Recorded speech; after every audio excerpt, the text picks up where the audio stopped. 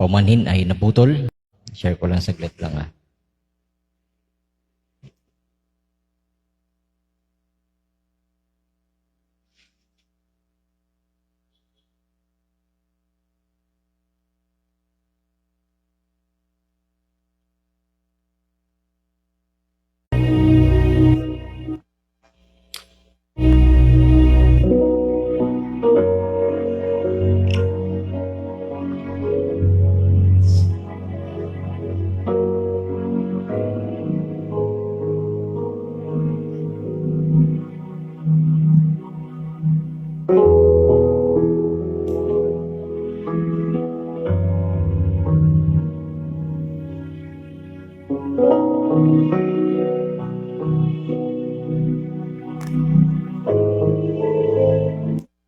Ay naputol.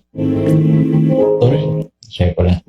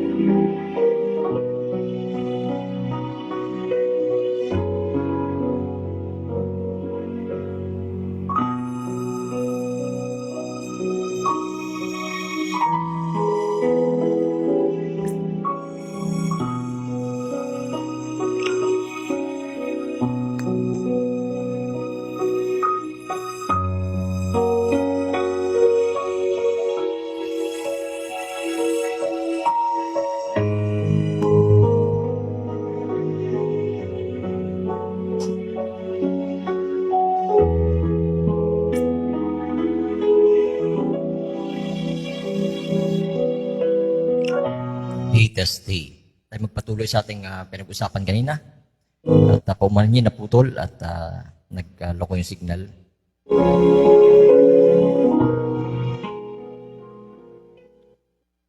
Dito na tayo sa may bahagi ng tuloy natin dito sa bahagi ng sana yun?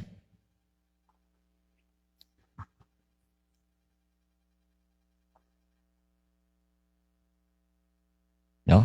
Yung aking sinasabi kanina, no? At tawag doon ay alam natin na si Elias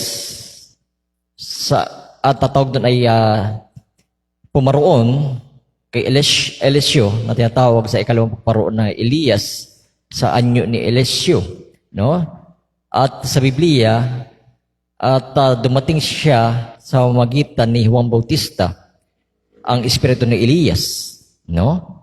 Sa ikaapat naman ng kanyang pagpaparito sa atin ay upang ipagbalik tayo sa loob, ipagbalik tayo galing sa mga anak patungo sa magulang. Sa panahon ni Juan Bautista, no? Galing sa ama patungo sa mga anak, no? At ulitin ko, sa ikatlong pagpaparito ni Elias, sa ama patungo sa mga anak. At sa ikaapat na pagpaparito ni Espiritu ni Elias, sa mga ama ay sa mga anak patungo naman sa mga magulang, no? At tawag doon ay tingnan natin dito sa sinasabi sa Mateo 17:10 hanggang 13, sabi rito, at tinanong siya ng mga kanyang alagad at nagsasabi, bakit nga sinasabi ng eskriba na kinakailangan pumarito muna si Elias? At sumagot siya at sinabi, katotohanan si Elias ay pumarito at isasauli ang lahat ng mga bagay. So, sa panahon to ni Jesus, no, mga eskriba ng mga Pariseo, no? At alam nila na paparito si Elias. Na sabi ni Jesus, no? Isasauli ito ng mga bagay. Dapat sinasabi ko sa inyo, na parito na si Elias at hindi ninyo siya nakilala. So kahit sa panahon ni mga Pariseo ay dumating na pala si Elias o ikatlong pagpaparito ni Elias, hindi nila nakilala. No? So ano naman sinasabi ng Panginoong Hesus Kristo sa ating panahon? Sabi niya rito, no? Sabi niya rito, ulitin natin sa taas. At tinanong siya ng mga kanyang alagad na nagsasabi, bakit sinasabi ng mga eskriba, kinakailan pumarito muna si Elias? At sumagot siya at sinabi, katotohanan si Elias ay pumarito at isasauli ang lahat ng mga bagay. Datapot sinasabi ko sa inyo na naparito na siya at hindi nila siya nakilala. Tama, hindi nakilala sa panahon na sa anyo pala ni Juan Bautista. No, hindi nila alam ang espiritu ni Elias na sa anyo ni Juan Bautista. No? At ang kasunod sabi rito, at hindi nila nakilala, kundi ginawa nila ang anumang kanilang ibig. Ganon din nangyari sa ating panahon. No? Na pinagtibay ni Jesus sabi rito, gayon din naman ang anak ng tao ay magbabata sa kanila. So sa panahon natin to, ganon din daw ang anak ng tao ay magbabata sa kanila. Ibig sabihin, paparito uli si Elias sa ikaapat na pagpaparito, no? At tawag doon, ganon din daw ang anak ng tao ay magbabata sa kanila. Ibig sabihin, hindi rin siya makikilala ng karamihan, no? At ayun, at alam natin, pumarito na sa espiritu ng Elias sa anyo ng ikapitong anghel sa Revelation 10:7, no? Sa pamamagitan ng ating propeta na si William Marion Branham at kinilala. Yung iba nakilala pero hindi kinikilala, no?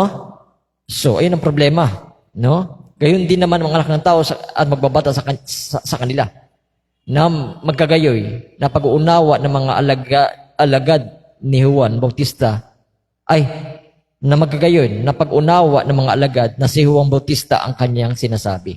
So doon nila nalaman ang tinutukoy ni Jesus ay si Juan Bautista huli na pero hindi nila nakilala.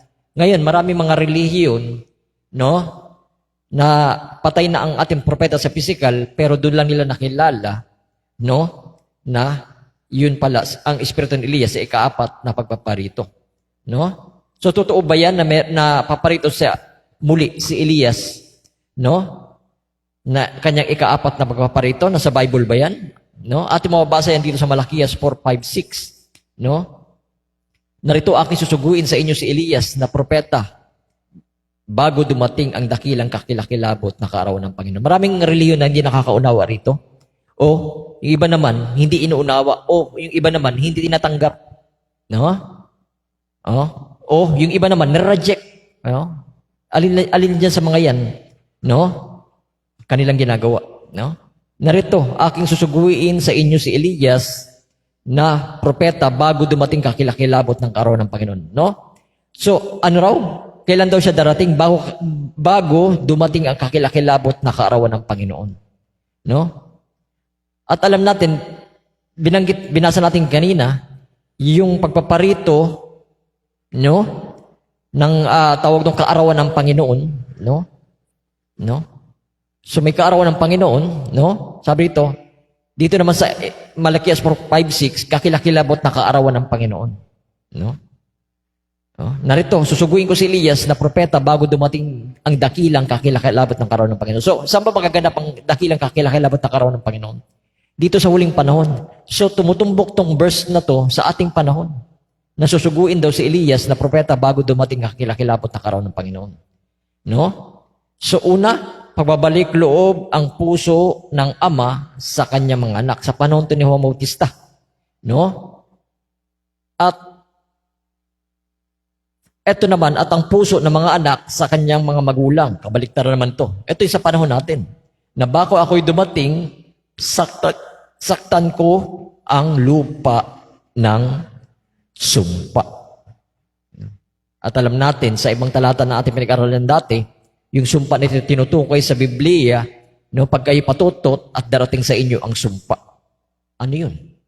Yung sabi ng propeta, no, darating ang markahan ng hayop balang araw.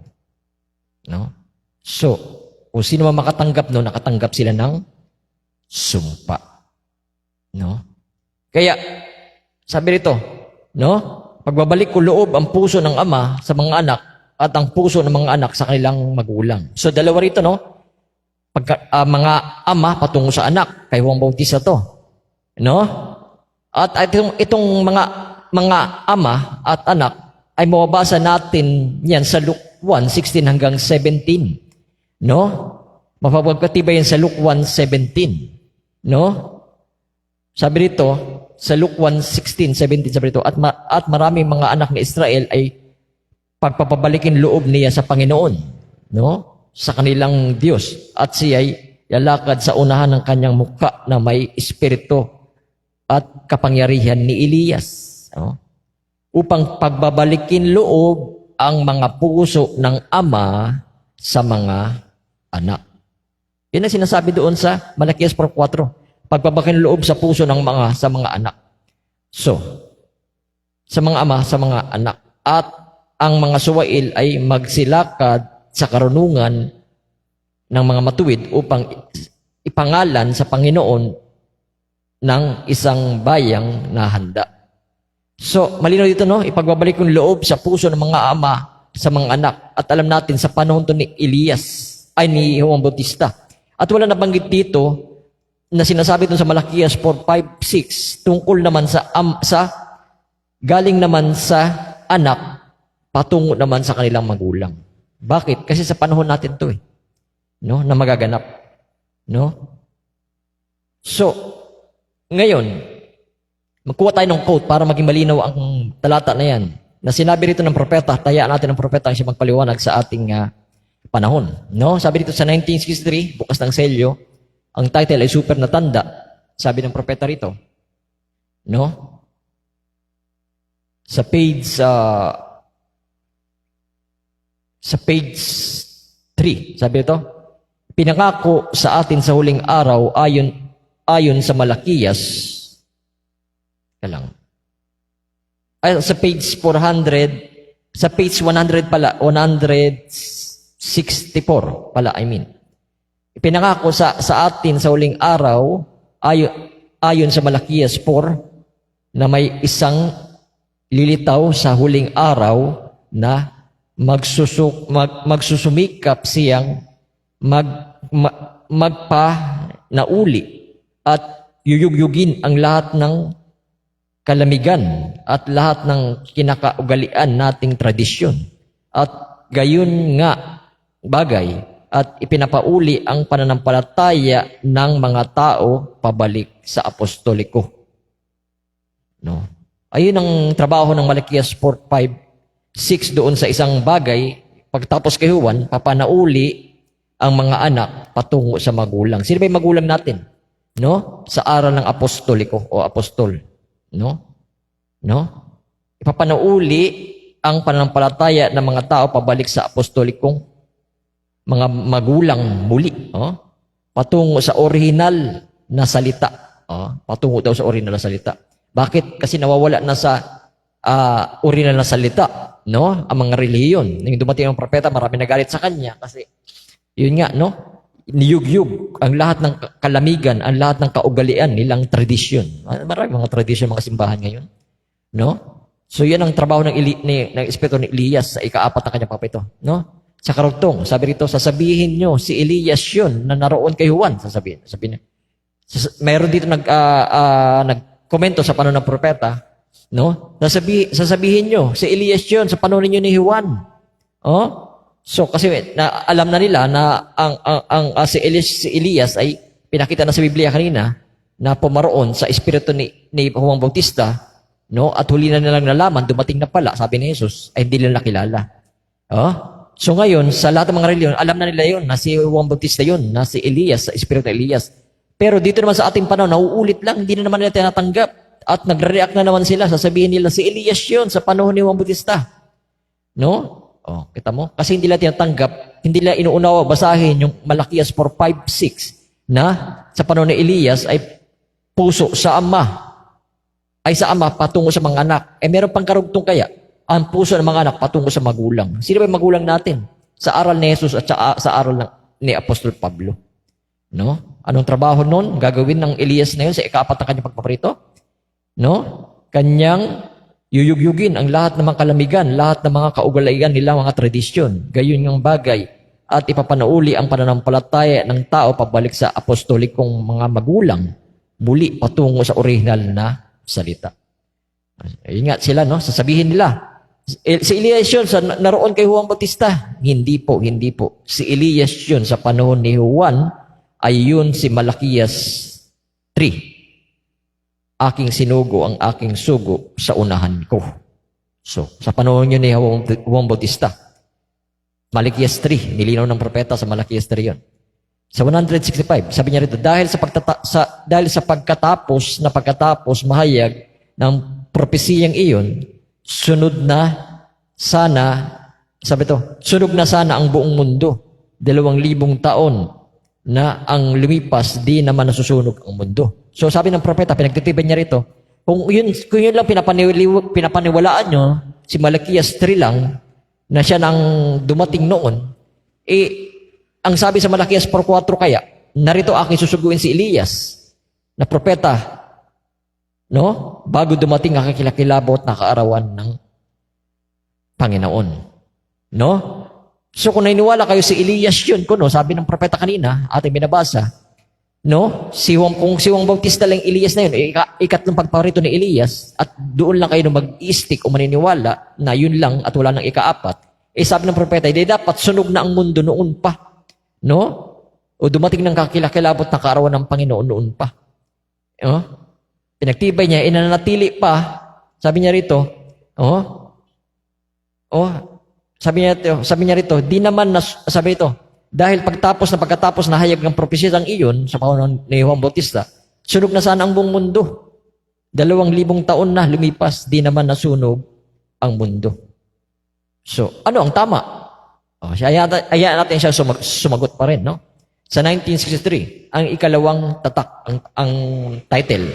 Sabi ng propeta rito, sa 320, sabi niya rito, pansinin, ang unang Elias ay siya nga. Alam natin, yung original na Elias. Ang ikalawang Elias ay doon kay Eliseo. Ang ikatlo ay doon kay Juan. Ang ika-4 ay ang ika-7 anghel. So, saan mababasa natin ang ika-7 anghel sa Bible? Para mapagtibay natin ang sinasabi ng propeta na si Elias, ika-4 pala ni Elias, si ika-7 anghel. Doon natin siya matatagpuan sa Revelation, sa Revelation 10:7. No? Ating basahin. Sa Revelation 10:7. Revelation 10, sabi ito, kundi sa araw ng tinig ng ika-7 anghel, pagkamalapit na siyang umihip, kung magagayoy, ganap ng hiwaga ng Diyos. Ayon sa mabubuting balita na kanyang sinaysay sa kanyang mga alipin na propeta. So, tama ang sinabi ng propeta. No? No? Na kung saan, ano raw? No? Na sinabi doon? No? Teka lang. Wala. Pansinin ang unang Elias ay yun nga, at ang ikalawa ay si Eliseo. At ang ikatlo ay si Juan, at ika-4 ay ika-7 anghel. No? Yan ang Revelation 10:7. o ang huling mensahero sa iglesia batay sa Malakias 4.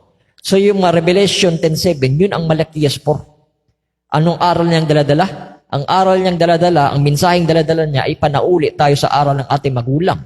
At siyempre, bubuksan din niya ang mga selyo ng mga sirado at tatapusing ganap ang mga hiwaga ng Diyos ayon sa sinabi sa talata. Ngayon, ang ikalimang beses naman, mayroon pang ikalimang beses na pagpaparito ni Elias. Saan naman siya patatagpuan? No? Ngayon, ang ikalimang beses siya ay isang mensahero sa Hudyo. At alam natin, mga Hentil tayo, hindi tayo Hudyo. So, darating pa pala siya sa susunod, no? Sa mga Hudyo, o mensahero sa Hudyo, sa 140,000 sa mga Hudyo, makaraan ang iglesia ay mawala. So, darating ito, ang ikalimang espiritu ni Elias, sa pamamagitan ni Moises Elijah, sa mga Hudyo, no? Pagtapos ng rapture, no? Ng pag-agaw, no? At gigisingin ang kanilang pananampalataya, no? At gigisingin mga tulog nilang pananampalataya, no? At sila makikilala nila ang kanilang tagapagligtas sa panahon na 'yon, no? Pansamantala silang tinakpan para makilala ang mensahe sa mga Hentil. Pag naligtas na at naagaw na ang mga iglesia, no? Ay ibabalik ng kaligtasan sa mga Hudyo. May gagamitin doon ang espiritu ni ikalimang Elias. No? So, sa matatagpuan niyo, Marjorie, sa Bible ba yan? Matatagpuan din uli sa Revelation 10. Revelation 10:8. No? So, yung 7, kung di sa araw ng tinig ng 7 anghel, pag malapit na siyang umihip, kung magaganap ng hiwaga ng Diyos ayon sa mabubuting balita na kanyang sinaysay sa kanyang alipin na propeta. Ang tinig ng aking narinig mula sa langit ay muli nagsalita sa akin. Nagsabi, humayaw ka, kunin mong bukas na aklat. Ito namang bahagi na ito sa Revelation 10:8, yung mga fivefold minister to upang pagtibayin ang mga sinaysay ng propeta sa ating panahon. No? Kagaya ngayon, wala na ang propeta pero panahon pa rin ng Hentil. Hindi pa naman tapos ang panahon ng Hentil eh. No? Nandito pa tayo eh. Hindi pa nag-rapture sa physical eh. So nagpapatuloy pa rin ang mensahe ng Hentil at nagpapatuloy pa rin ang mensahe ng Malakias. Nasabi nga ng propeta, mamaya babasahin natin, may ilalagay yun sa book at may ilalagay yun sa tape at dadaloy sa dulo ng panahon. So, paano yung makakadaloy sa dulo ng panahon kung walang magpapatibay nun? Kasi wala nang propeta sa physical. Sa pamamagitan ng fivefold ministry na ang gagawin niya, no, kukunin niya ang aklat na bukas sa kamay ng anghel, nakatayo sa ibabaw ng dagat at sa ibabaw ng lupa. No? Ako'y naparoon sa anghel at nagsabi sa kanya, ibigay mo sa akin ang maliit na aklat. Sa kanyang sinabi, sa akin, kunin mo ito at kanin mo at papaitin sa iyong tiyan na tapat sa iyong bibig ay magiging matamis na gaya ng pulot. Kinuha ang maliit na aklat sa kamay ng anghel at aking kinain at sa aking bibig ay matamis gaya ng pulot at ng aking makain ay pumait sa aking tiyan. At sinabi niya sa akin, ito na yung sa panahon ng mga Hudyo. No? Kinonekto ng propeta sa spoken word, no? Nasa panahon to ng Hudyo. Ito naman sa panahon ng Hudyo. After ng fivefold ministry, pag naagaw na ang iglesia, no, sa rapture, ay papasok na ang Moses Elijah, no, para sa mga Hudyo naman. Dapat ka manghulang muli sa maraming mga bayan at sa mga bansa at sa mga wika ng mga hari. No? So mayroong paglalarawan dito ng tatlo. Una, ang ikapitong anghel, yung tawag doon, ika-4 na Elias, sa pamamagitan ng ikapitong anghel sa Revelation 10:7, yung kukunin ang bukas na aklat ay ang fivefold ministry, pagtitibayan ang salita na naihayag, na katibayan na sinabi doon na pag ang Espiritu ay dumating, papatubayan kayo sa lahat ng mga bagay, hindi siya magsasalita mula sa kanyang sarili, kung anong mga bagay na magsisitating. Bakit? Kasi hinahula na eh. Yung mga selyong bukas ay binuksan na niya yung mga hiwaga. Tapos, ang gagawin mo lang, pagtitibayin yung mga hula. Lahat ng mga bagay na magsidating. At lahat ng mga bagay na magsidating na hula ng propeta, kagaya ng marka ng hayop. No? 1963 yung mga pinagbabanggit niya na matinding pabuksan na darating. Sino magsasaysay sa atin ngayon dahil wala ng propeta? May magpapatibay. No? Ay nga binanggit doon na pag ang Espiritu ay dumating, no? Hindi siya magsasalita mula sa kanyang sarili, kundi mga kanyang sasabihin ay mga bagay na magsisidating. No? So, yun ang ginagawa natin ngayon. no? Na bilang pagpapakita ng Espiritu ang nagsasalita sa inyo. Kasi kung ano yung hinula, siya ang ating sinasaysay, pinagtitibay kung paano ito naganap sa ating panahon. So, pangalawang bagay yan sa Revelation 10, 7, 8 hanggang 9. No? Yung isa ay ikapitong anghel, yung pangalawa, tawag doon ay yung fivefold ministry, pinagtibay ang salita, at ang pangatlo ay yung sa Moises at Elijah. No? Dapat ka manghulang muli. No? Sa mga bayan, mga bansa, ng mga wika ng hari na sinasabi ng propeta, no? Na doon na ating binabasa kanina, no? Na ganun, saan na yun? No?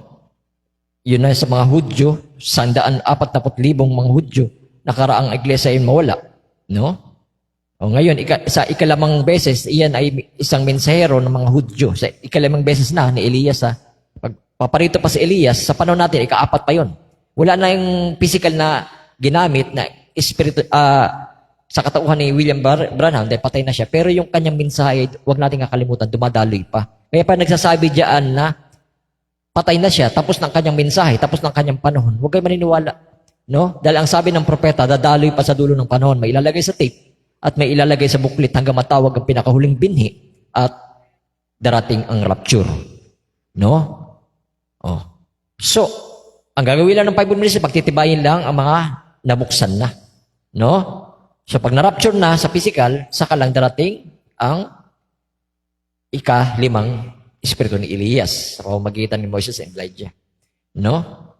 So, ano pa? Sabi rito ng propeta sa 1965, ang ika-anim, natatak ang title, sa 1963 pa rin, bukas ang selyo. Sa page 408, ngayon, tandaan, sinabi ng Biblia sa ikapitong pagbabantay, tama ba yan? No? Ang ilan ay nakatulog sa upang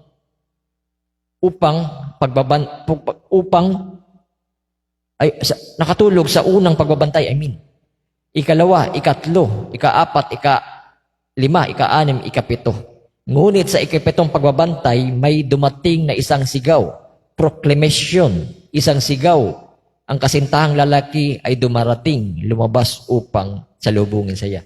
So, ang daladala ng mensahe ng ikapitong sigaw o mensahero o yung Malakias 4.4 o yung Revelation 10.7 ay sigaw yun upang proclamation na ang kasintahang lalaki ay dumarating na, lumabas na at salubungin siya. Sa pamamagitan ng ano natin siya salubungin? Sa pamamagitan ng salita. No? Kung nasalubong mo siya. No? Ang kapapatibay na nasalubong mo siya, nakita mo ang tanda ng panahon mo.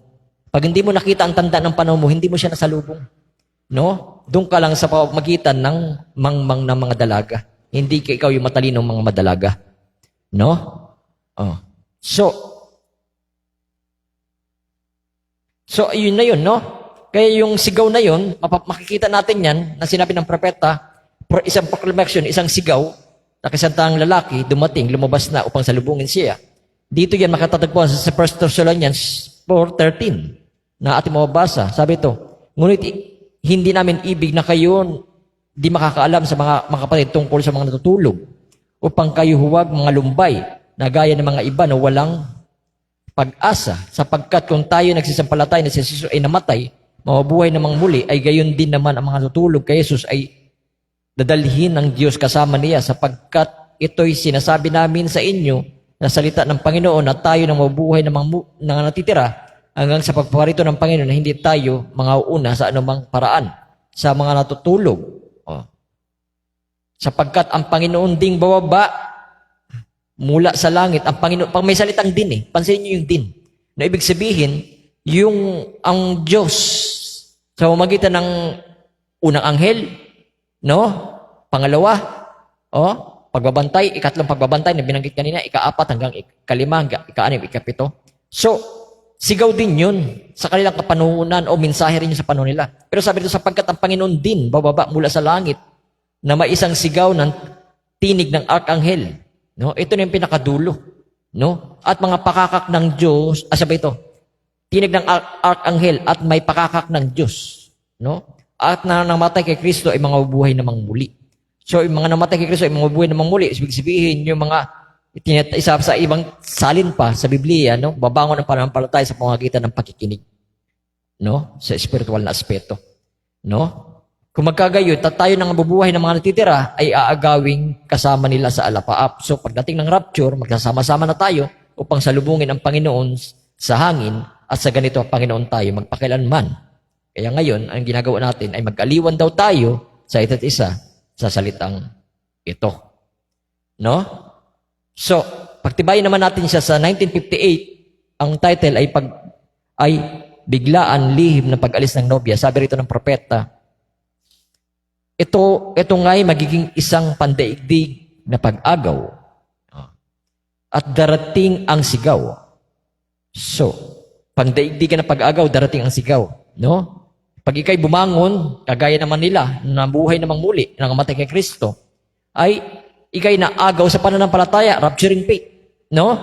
Sa pamamagitan ng may isang sigaw na may tinig ng arkanghel at may pakakak ng Diyos ay tumunog. At nang matay kay Kristo ay babangon at sila'y aagawin ng palihim. So yun na. No? Pag narinig mo ang sigaw, babangon ng pananampalataya sa pakikinig, tapos ikay mararapture ng faith, pagdating ng rapture, aagawin sila ng palihim. Physical na yan. So yung una, spiritual muna na rapture, sa pamamagitan ng sigaw, minsahero ng arkanghel. No? Tapos, no? Pag natipon na lahat ng mga banal kay Kristo, mga pinakahuling bini, no? At siya agawin ng palihim o kinakapanibigan ko yun, ang dakilang nobya na parating at ang nobya ay hinanda sa kanyang sarili, inihintay ang lihim na sandaling iyon. So bakit lihim? Kasi hindi lahat hayag sa kanila mga bagay na yun. Sa rapturing faith nga lang eh. No? Sa pag-agaw nga lang sa pananampalataya, hindi naman lahat inagaw. Pero ang problema, lahat yan naghahantay sa pag-agaw. No? Hindi nga lang sa iyo hayag ang marka ng hayop sa physical eh. Question mark na yan eh. Na hindi ka inagaw sa pag-agaw sa pagpapagaling eh. No? Oh, paano pa kayo sa pag-agaw sa physical? No? So hindi ibig sabihin na walang pag-agaw sa literal at tinatanggal naman ng iba. Meron po. No? So nirestore muna tayo sa pamamagitan ng sigaw o mensahe sa hating gabi. No? At bakit? Dahil darating ang pag-agaw. No? So, kailangan mapanuuli sa aral ng ating unang magulang, no? Bago daw dumating kakilakilabot ng Panginoon. Dahil ano sabi doon? Dahil sasaktan ko ang lupa, no? Ng sumpa. So, kung ikaw nandito at hindi ka na-rapturing faith, pag hindi ka na-rapturing faith, siyempre, hindi ka rin maaagaw sa physical, kasama kang sasaktan ng lupa, ng sumpa. No? So, ayun ang problema. No? Kaya sabi ito, sa 1 Thessalonians 4:16 naman tayo. No? So ngayon, ano yung sigaw na yan? Sino ang sisigaw? No? No? Tinig ng arkanghel, pakakak ng Diyos. No? Oh, so pakakak ng Diyos yun, ibig sabihin tinig ng Diyos yun. No? Sa pamamagitan ng arkanghel. Ano ba yung anghel? Ibig sabihin, anong kahulugan yan, mga mensahero? No? Kaya nga ikapetong anghel eh. Sa tinig ng ikapetong anghel eh. No? So sino yun? No? Sa 1 Thessalonians 4:16 yan. Sapagkat ang Panginoon ding bababa mula sa langit na may isang sigaw. O yun. Pareho ba sa sinabi ng propeta? No? Balikan natin ng quote. No? Sa 1958, ang biglaang lihim ng pag-alis ng nobya. Ito ang magiging isang pangdaigdigang pag-agaw. Darating na may sigaw. Na may tinig ng arkanghel na pakakak ng Diyos ay tutunog. No? At mga namatay kay Kristo ay babangon at sila ay agawin ng palihim. So, sino yung sisigaw na yun? Kaninong pakakak yun? 1 Thessalonians 4:16, sapagkat ang Panginoon din bababang mula sa langit na may isang sigaw. O yun. Siya ang bumaba sa langit na may isang sigaw na tinig ng arkanghel sa pamamagitan ng mensahero.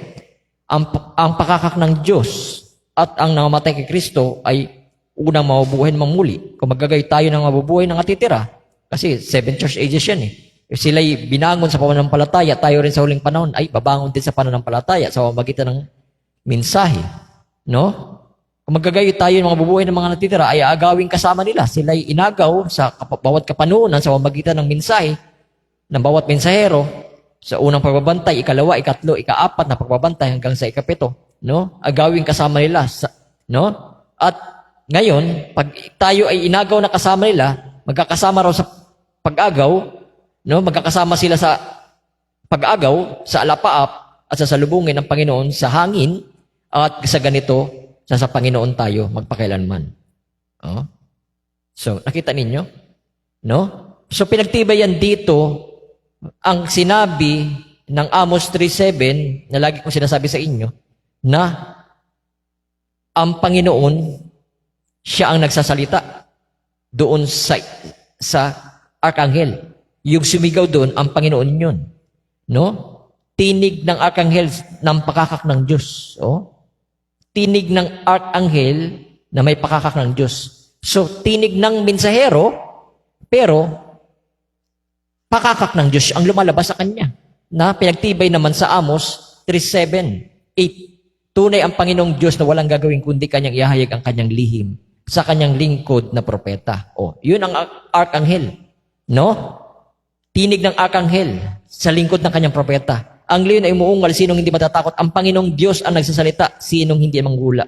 Ang Panginoong Diyos ang nagsasalita, sinong hindi manghula? So pinagtibay yun doon sa 1 Thessalonians 4:16. Sapagkat ang Panginoong ding bababa mula sa langit na may isang sigaw, may tinig ng arkanghel na may pakakak ng Diyos. So sa taas, Panginoon, dito naman pakakak ng Diyos. So Panginoong Diyos. No?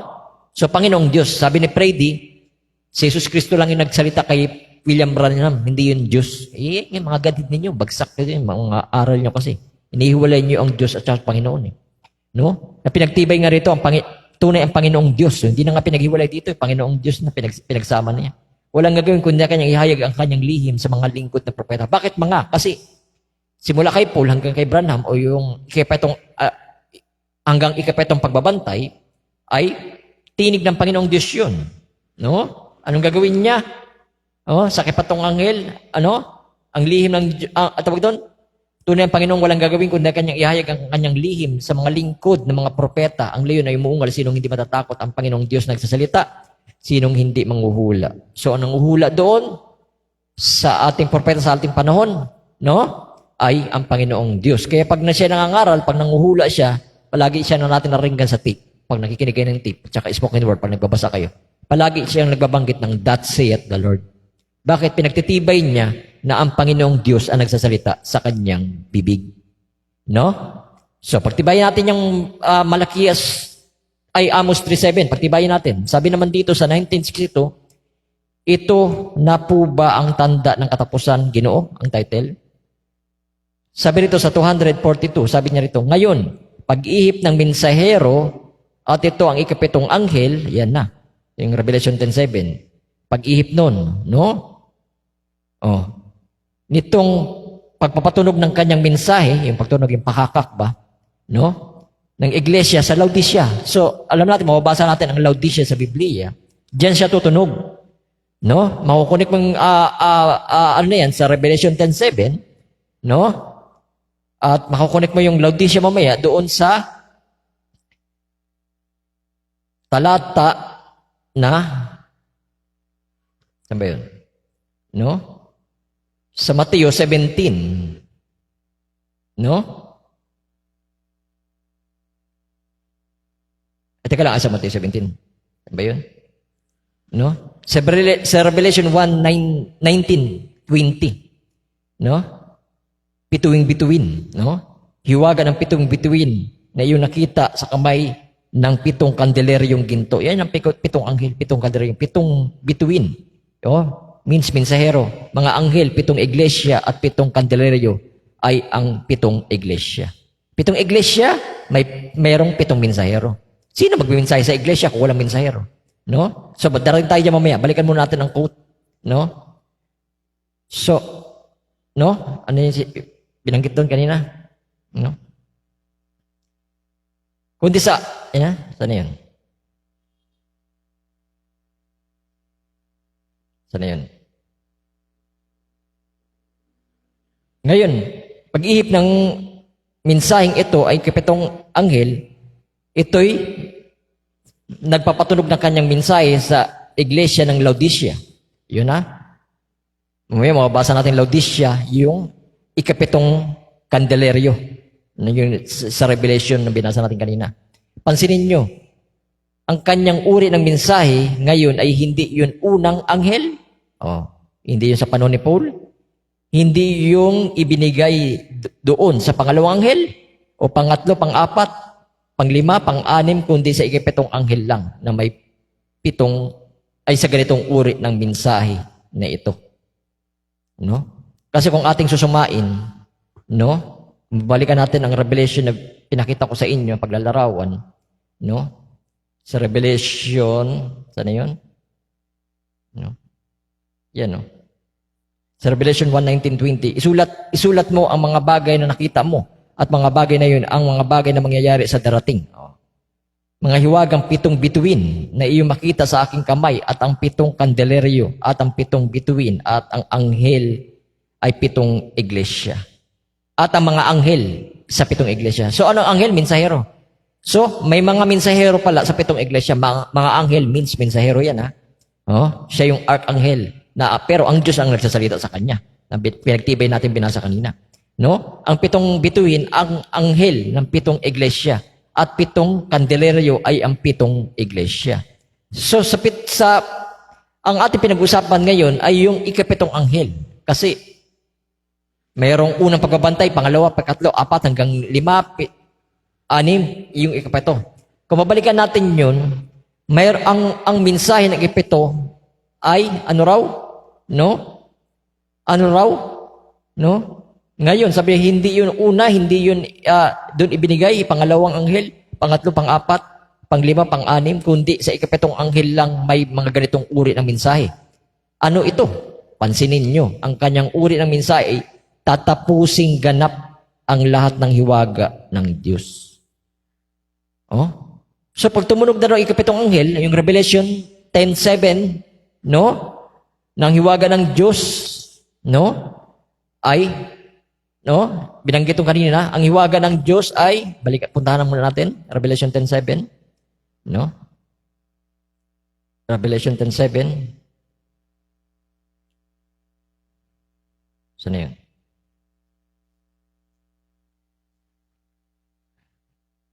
Ay, teka, nawala.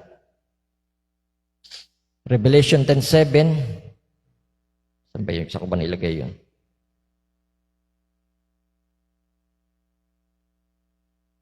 Revelation 10:7. Yan, Yan, kundi sa araw ng tinig ikapitong anghel, pag magagayon, malapit na siyang umihip, magagayon ganap ng hiwaga ng Diyos sa mabuting balita na kanya sinaysay sa kanyang mga alipin na propeta. So, ganap ng hiwaga ng Diyos. Pag sinabing ganap, sa English yun, finish, no? Tinapos na, no? So, pinagtibay naman ng propeta rito, no? Hindi sa kilamay, kundi sa ikapitong anghel, may mga ganitong uri ng mensahe. May ganitong uri ng mensahe. Pansinin, ang kanyang uri ng mensahe ay tatapusing ganap. Pag sinabing tatapusing ganap, tatapusin niya talagang ganap. Tapos sasabihin nila, hindi pa tapos ang hiwaga. No? Tatapusing ganap ang hiwaga ng Diyos na susulat sa aklat. So, ibig sabihin, yung nawala ng propeta sa pisikal, tapos ng hiwaga. Ngayon, bakit may mga tao na hindi pa nakukuha ang buong hiwaga ng Diyos? Dalawa lang klase yan. No? May nauuna kasi may nauhuli. No? Maaring hinahantay ka pa makompleto, maunawaan mo. No? Pero hindi ako niniwala, bago bumalik ang Panginoon, hindi mahayag sa iyo kasi ang pinapatubay ng Espiritu Santo, sila yung mga anak ng Diyos. O kaya, tinanggihan mo. No? Maaring nahuli ka lang, yung iba nakuha ng hiwaga, na binuksan, ikaw ay hindi pa nakukuha kasi malahininga ka, o kaya yung iba naman tinanggihan, no? Ito, kahit bukas na, sasabihin nila, ay tawag doon, ay may magbubukas pa. Tapos mayroon pang ikawalong anghel, na wala mo mababasa sa Biblia. No? Kaya medyo makikita ka nilang pagdadagdag at pagbabawas. Ang Biblia mismo nagsasabi, ikapitong anghel lang. Revelation 10:7 hanggang ikapito lang. Ikapito, wala nang ikawalo. No?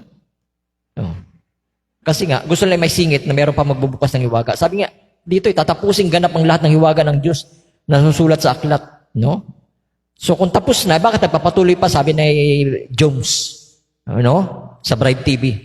No? Kung ang si Brother Branham ninyo, kung nagpapatuloy pa siya, patay na siya sa physical, sino magpapatuloy ng kanyang mensahe?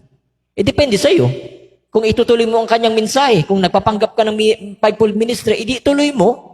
No? Ganapin mo yung sinabi, kung ang Espiritu ng Diyos ay dumating, papatnubayan kayo sa lahat ng katotohanan, hindi siya magsasalita sa kanyang sarili, kundi mga bagay na magsisdating. No? Oh, mapalad ang mga bumabasa at mga nakikinig ng mga salita ng hula siya. Oh? At tumutupad sa mga bagay na, sapagkat ang panahon ay malapit na. No? So, ano gagawin mo? Yung Jeremiah, Panginoon, pagtibayin mo nawa ang Panginoon ang iyong sinalita, gaya ng iyong sinalita sa iyong lingkod. No? Pagtitibayin mo lang. No? Nakatumbas din naman sa Revelation 10:8. No? Kunin mo ang bukas na aklat. No? Oh, yun lang gagawin mo. No? Sino raw magpapatuloy? Akala kasi nila, porket wala ng propeta, ay tawag doon, ay tapos na ang mensahe. Eh kayo nga, pinapangaral niya pa rin si Apostol Pablo 2,000 years ago eh. No? Oh, wala na si Apostol Pablo sa physical, pero maraming simbahan na apostolic doctrine. Tama naman yan. Kasi ang aral ng propeta, ibalik tayo sa aral ng ating mga magulang. No? Palubat na rin ako. Eh, ngayon, ito isa. Santo. Ito, mamamatay na rin. No? So, yun ang problema, no? Sino na magpapatuloy? At tayo dito sa ating panahon, no, before rapture, kung ikaw tinanggap mo ang propeta ng ikapitong anghel, no, ang trabaho natin, yung mga hiwaga na buksan, ipinapangaral natin para matawag ang pinakahuling binhi. Si Joshua, pinagpatuloy niya yung mensahe ni Moises. No? Oh? Ganun lang ginawa niya. No? Oh. Tapos, si Pablo, pinagpatuloy niya yung aral ni Kristo. Ganun lang ginawa niya. No? Pinakilala niya si Kristo. Oh? Sa ating, mahulog yung ingatan mo. May cellphone, madiskaril. No?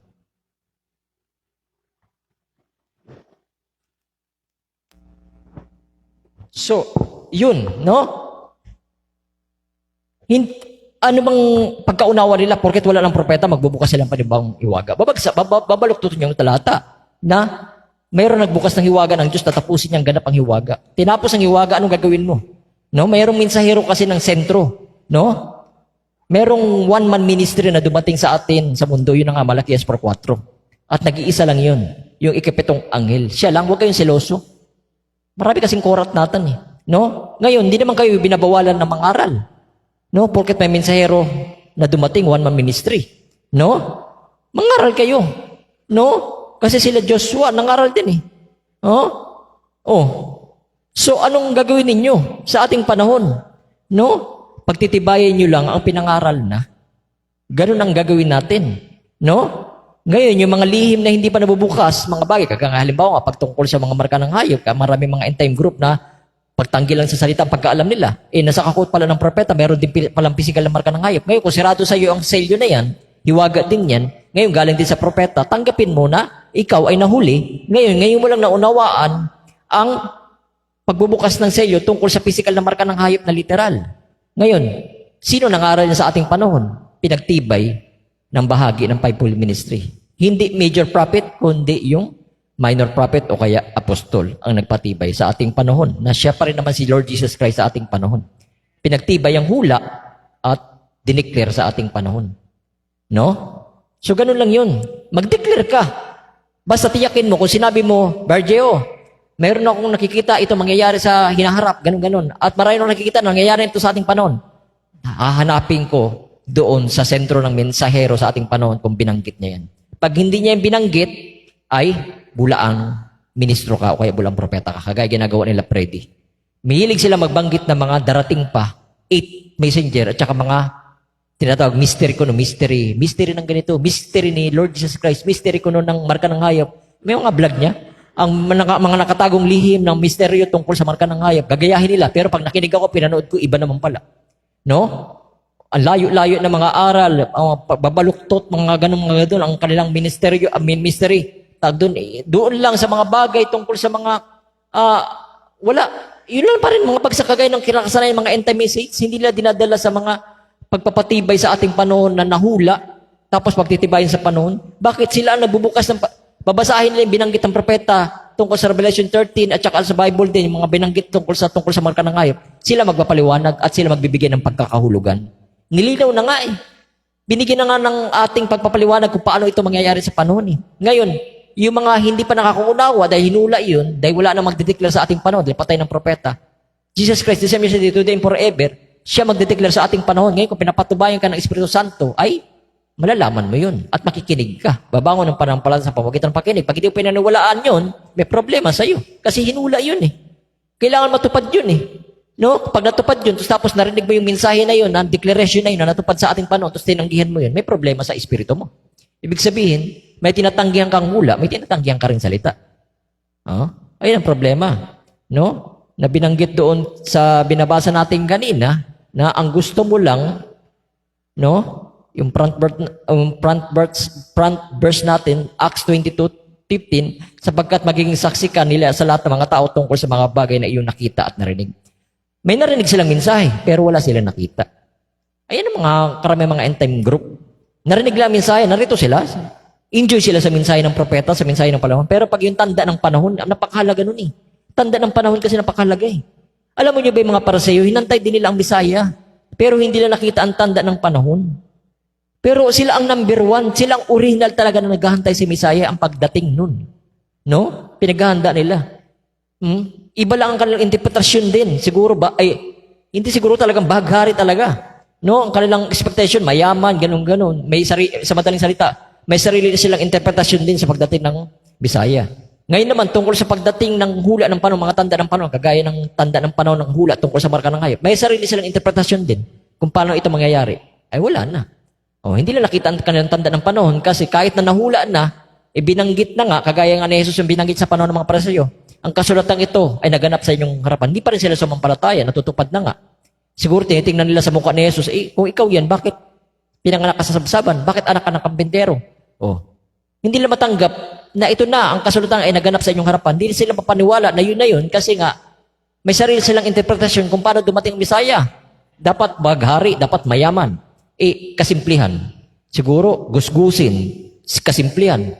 No? Dumating. Walang maulan ng kanyang ulo. Ganon din sa ating panahon, sa mga tanda ng panahon, mga hula. No? Kahit nakahula na, totally nakahula na, binabasa na lang natin para pagtibayin. No? Propeta daw nila sa Brother Branham, pero pag nagaganap na ng hula, tinatanggihan nila yun. Para mga Pariseo lang, amin sila, hinula ni Isaiah sa darating Messiah, pero yung nagsalita na si Messiah, si Jesus, ang kasulatan ito naganap sa iyong harapan, tinanggihan naman nila. Pag naganap na yung physical na hula ng mga tanda ng panahon, kagaya ng marka ng hayop, naganap ito sa kasulatan. Naganap ang kasulatan ito sa inyong harapan, pag sinasabi natin yan, hindi sila naniniwala. Bakit? Meron silang sariling interpretasyon. Kagaya ng mga Pariseo. Meron silang sariling interpretasyon kung paano darating ang Bisaya sa kanilang pamamaraan, kanilang gusto. No? So, ganun din. Yung mga tanda ng panahon, pinababaluktot din nila kasi mayroon silang sariling pamamaraan. No? Ngayon, balikan natin yon. No? Ngayon, ang pag-ihip ng mensahe ito, ikapitong anghel, ito'y magpapatunog ng kanyang mensahe sa Laodicea. Pansinin, ang kanyang uri ng mensahe ngayon ay hindi yun unang anghel, hindi yun binigay doon. Pangalawa, pang-apat, ikalima, pang-anim, kundi ikapitong anghel na may ganitong uri ng mensahe. Pansinin nyo, ang kanyang uri ng mensahe, tatapusin ganap ang lahat ng hiwaga ng Diyos na susulat sa aklat. Tatapusin talaga. No? Tinapos ng, tinapos. Ang salitang tinapos na talaga. Ito yung kasunod ng tawag doon, quote. Tinapos ng ikapitong anghel ang lahat ng hiwagang naiiwan na hindi naresolba sa lahat ng organisasyon. Ano ba yung organisasyon? Ibig sabihin, yung simula sa unang anghel, kay Paul, si Martin Luther, at saka Wesley, mga bagay na yan, naging organisasyon na sila kasi hindi sila sumunod sa huling mensahero. Kaya nga maraming reliyon eh. Marami dyan mga tawag doon, Lutheran pa. Hanggang ngayon, Lutheran pa rin. Ano ba yung panahon ni Luther? Nasa panahon niyan, sino anghel sa panahon ni Luther sa palagay ninyo? Makikita niyo yan dito sa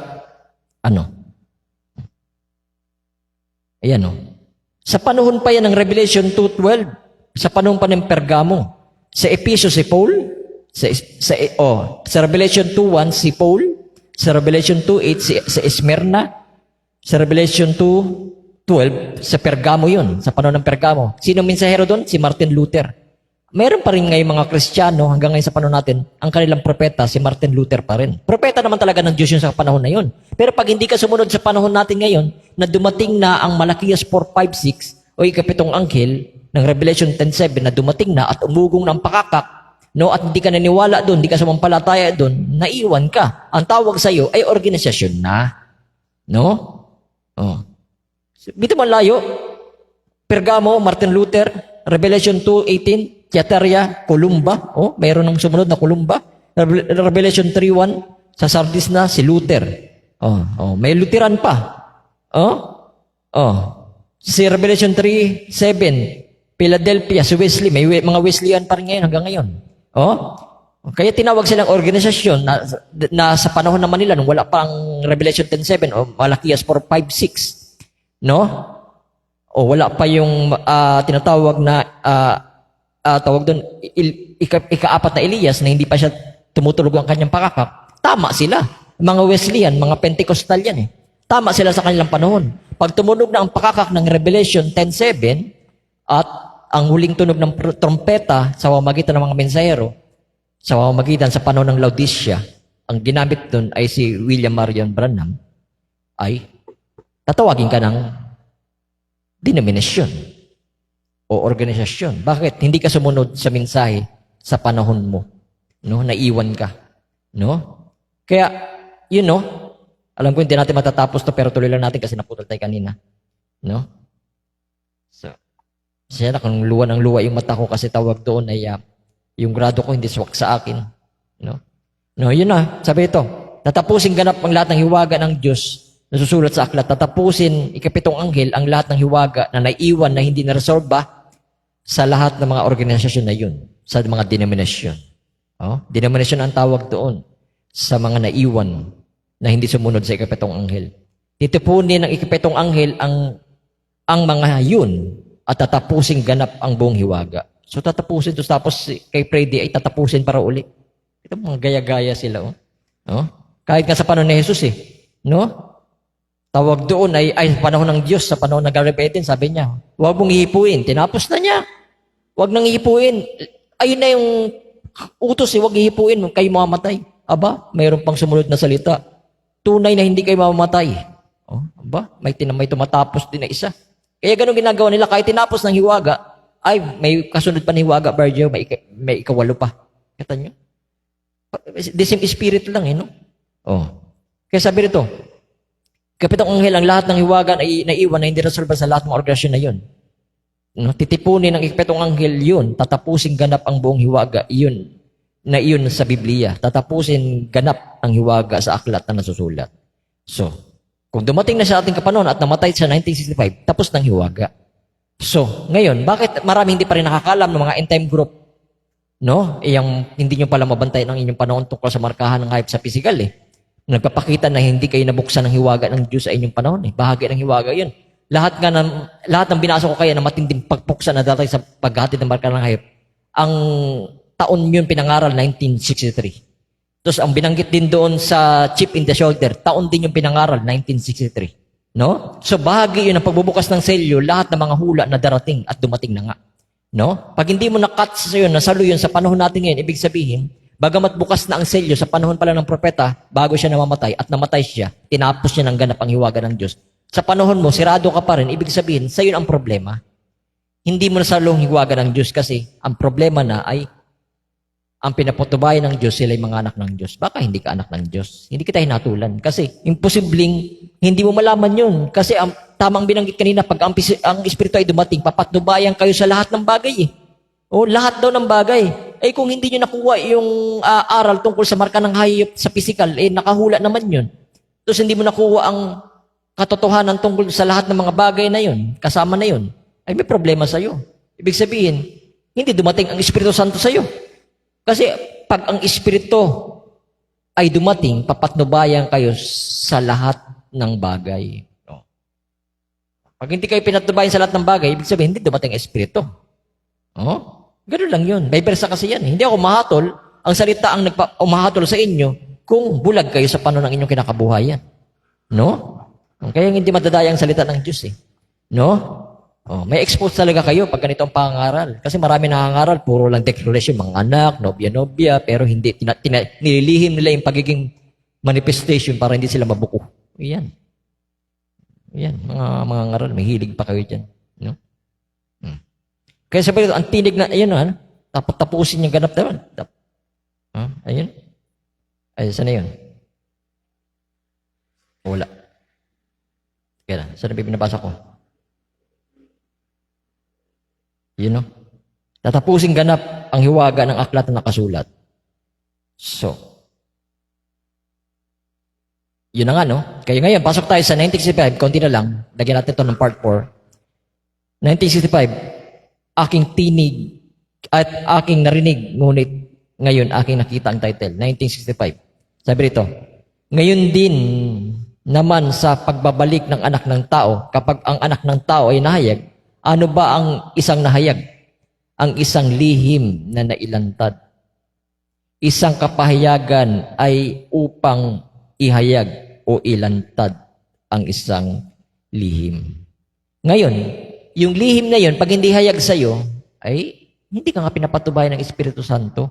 Kasi nga ang pinapatubayan ng Espiritu Santo sila mga anak ng Diyos. No? Dapat hindi na sa'yo maging lihim yun. Sa panahon ngayon. No? Gayon din naman ang pagbabalik ng anak ng tao. Alam natin, huwag kayo malilito yung pagbabalik ng anak ng tao, siya yung salita. So, sino ang ginamit ng salita para tumunog ang anak ng tao, yung salita o yung mensahe na yan? Sa magitan ng espiritu ni Elias. Ngayon nililinawin natin na sa magitan ng espiritu ni Elias at tumunog ang mensahe ng anak ng tao.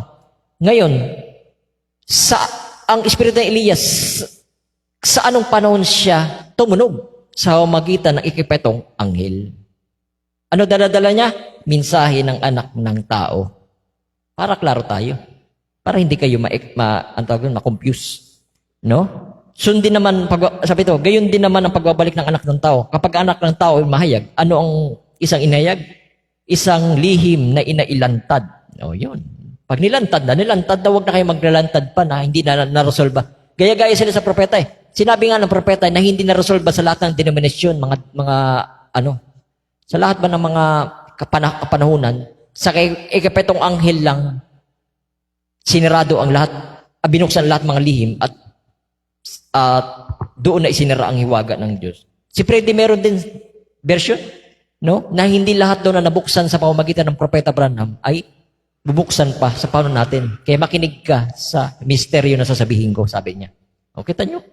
Mga gaya-gaya sila, mga bulaang propeta talaga, klaro sa mga bunga nila, no?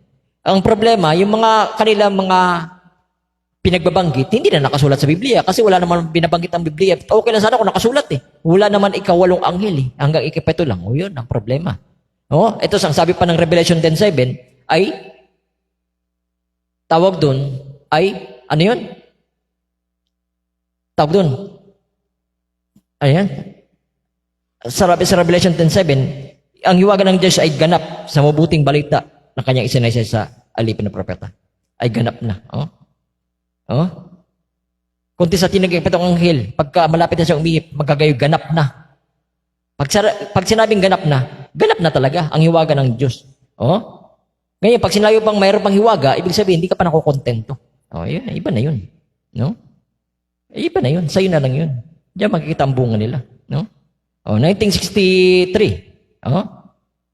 Pagsira ng pagitan ng 7 kapanuhunan ng iglesia at ang 7 tatak. No? Kailangan focus kayo kasi ang topic natin ngayon ay revelation talaga. No?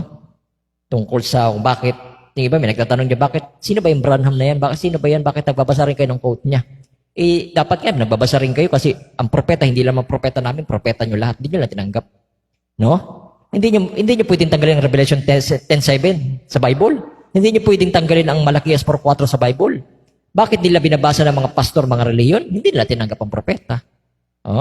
Pero, nagbawas kasi sila at nagdagdag. Pero nakasulat sa Bible. Hindi lang nila pinapangaral. Kaya yan, dahil hindi nila tinatanggap ang propeta sa kalong kapanunan kahit katuparan ng hula na meron namang ikapitong anghel. Sino yung ikapitong anghel na ginamit?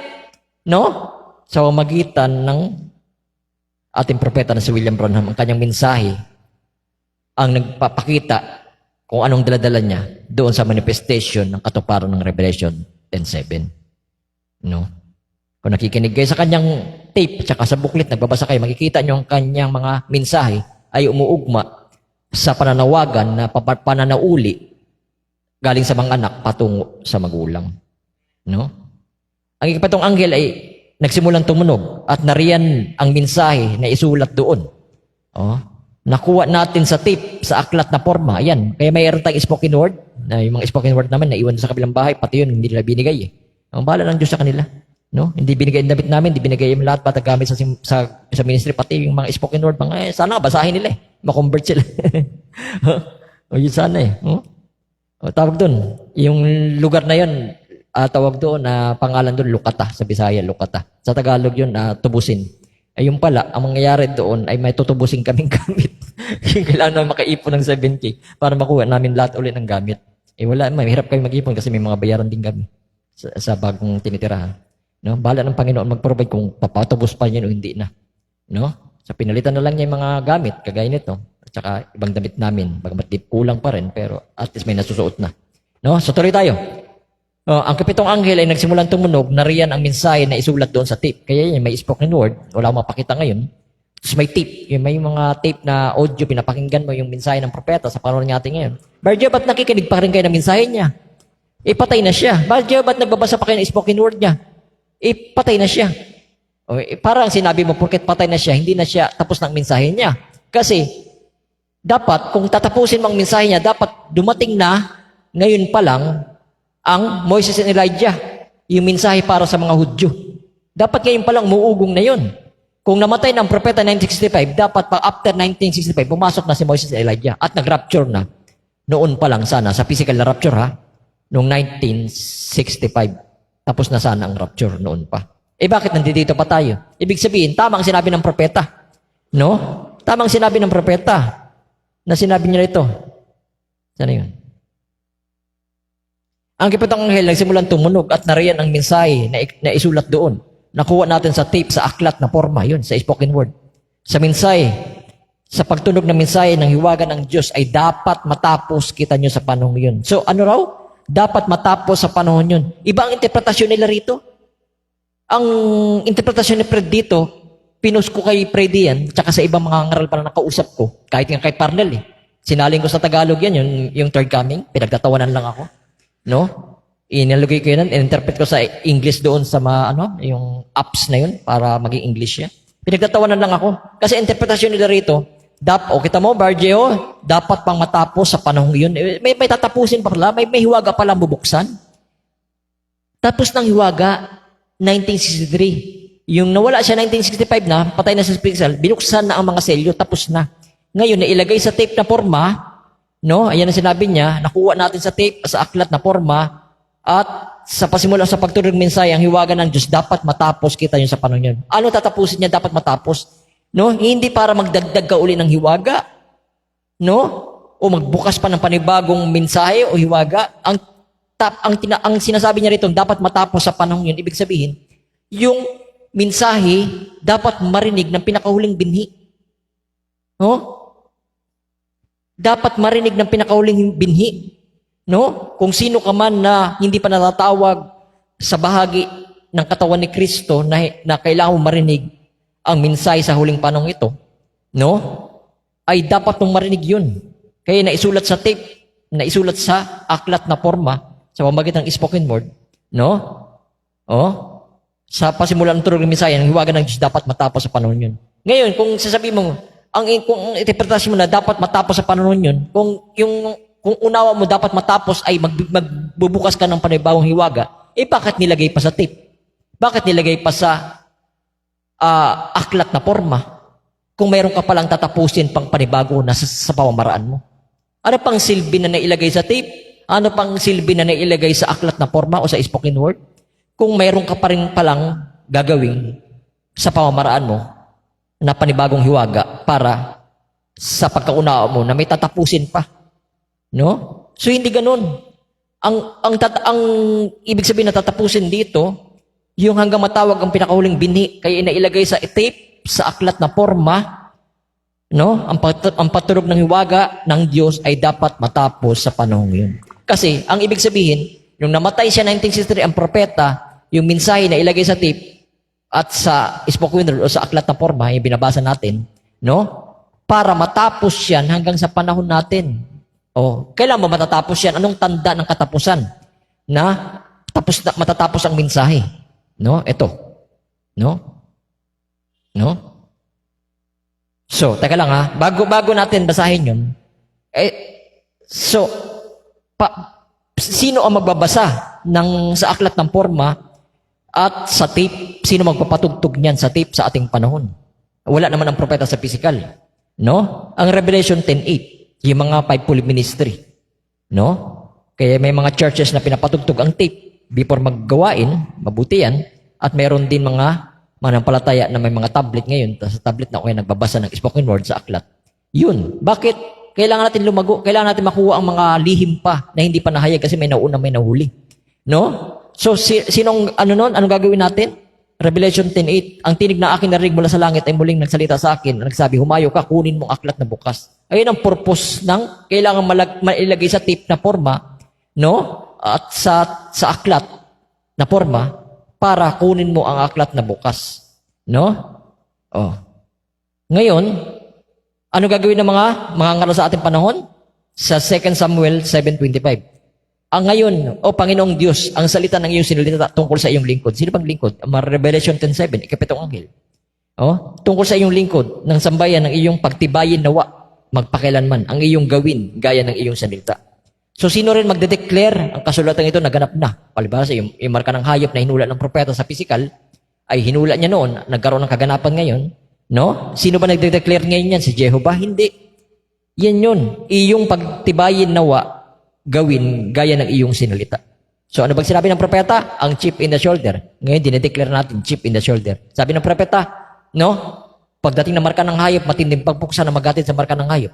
Ngayon, sinasabi natin, nagkaroon ng kaganapan, matinding pagpuksa na paghatid sa marka ng hayop. So, ngayon, Panginoon Diyos, ang salita ng iyong salita tungkol sa iyong lingkod, ng isang bayan ay yung pagtibayin nawa magpakailanman ang iyong gawin gaya ng iyong salita. So, hindi tayo nagbawas. Yung hula, pinagtibay lang natin sa panong ito kung paano nagkaroon ng kaganapan. No? So, deklarasyon lang ang panahon ngayon. Hindi naman ako nag-declare. Si Jesus Cristo rin sa ating panahon. Sa pamamagitan ng anak ng tao, sa anyo ng salita at sa anyo ng Espiritu. No? So, 1963, ang ikatlong tatak, sabi rito, siya ay naging isang masigla sa pamamagitan ng kapahayagan na ito ay pinagtibay. Kita nyo, iyan ay tama. O dapat naging masigli ka pag naging matibay. Pag ikay nalulungkot, dahil nabakunahan ka lang, nakatanggap ka ng marka ng hayop, ay nalulungkot ka. Pinagtibay na nga, nalulungkot ka pa. Huwag ka malungkot, mag-repent ka lang. Dapat maging masigla ka. Bakit marami mga pastor nalulumbay pag pinapangaral yan? Tinatakwil ka pa nga eh. Para hindi ka lang makapagbigay ng warning. O hindi lang, tinutupad din sinabi ng propeta. Siya naging isang masigla sa pamamagitan ng kapayagan na ito'y pinagtibay. Kita nyo?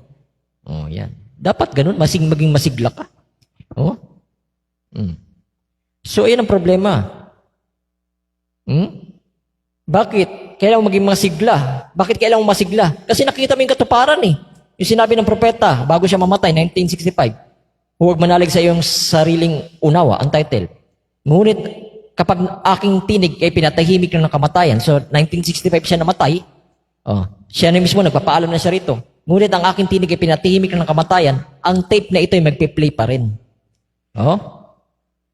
Magpi-play pa rin. Ibig sabihin, yung binabanggit kanina, may ilalagay sa tape, may ilalagay sa aklat na forma, o yung spoken word. Magpi-play pa rin at makikilala nyo ang aking sinasabi ay matutupad. Wala rito mong sinabi na magpi-play pa rin, tapos dagdagan nyo, manghula kayong muli at magbukas kayo ng hiwaga. Walang sinabi rito. No? Ang sabi lang, makikilala nyo ang kanyang sinabi ay matutupad. Kahit wala na siya sa physical, pinatahimik na siya ng kamatayan, ang ating babantayan, yung mga kanyang sinalita kung paano ito natupad. No?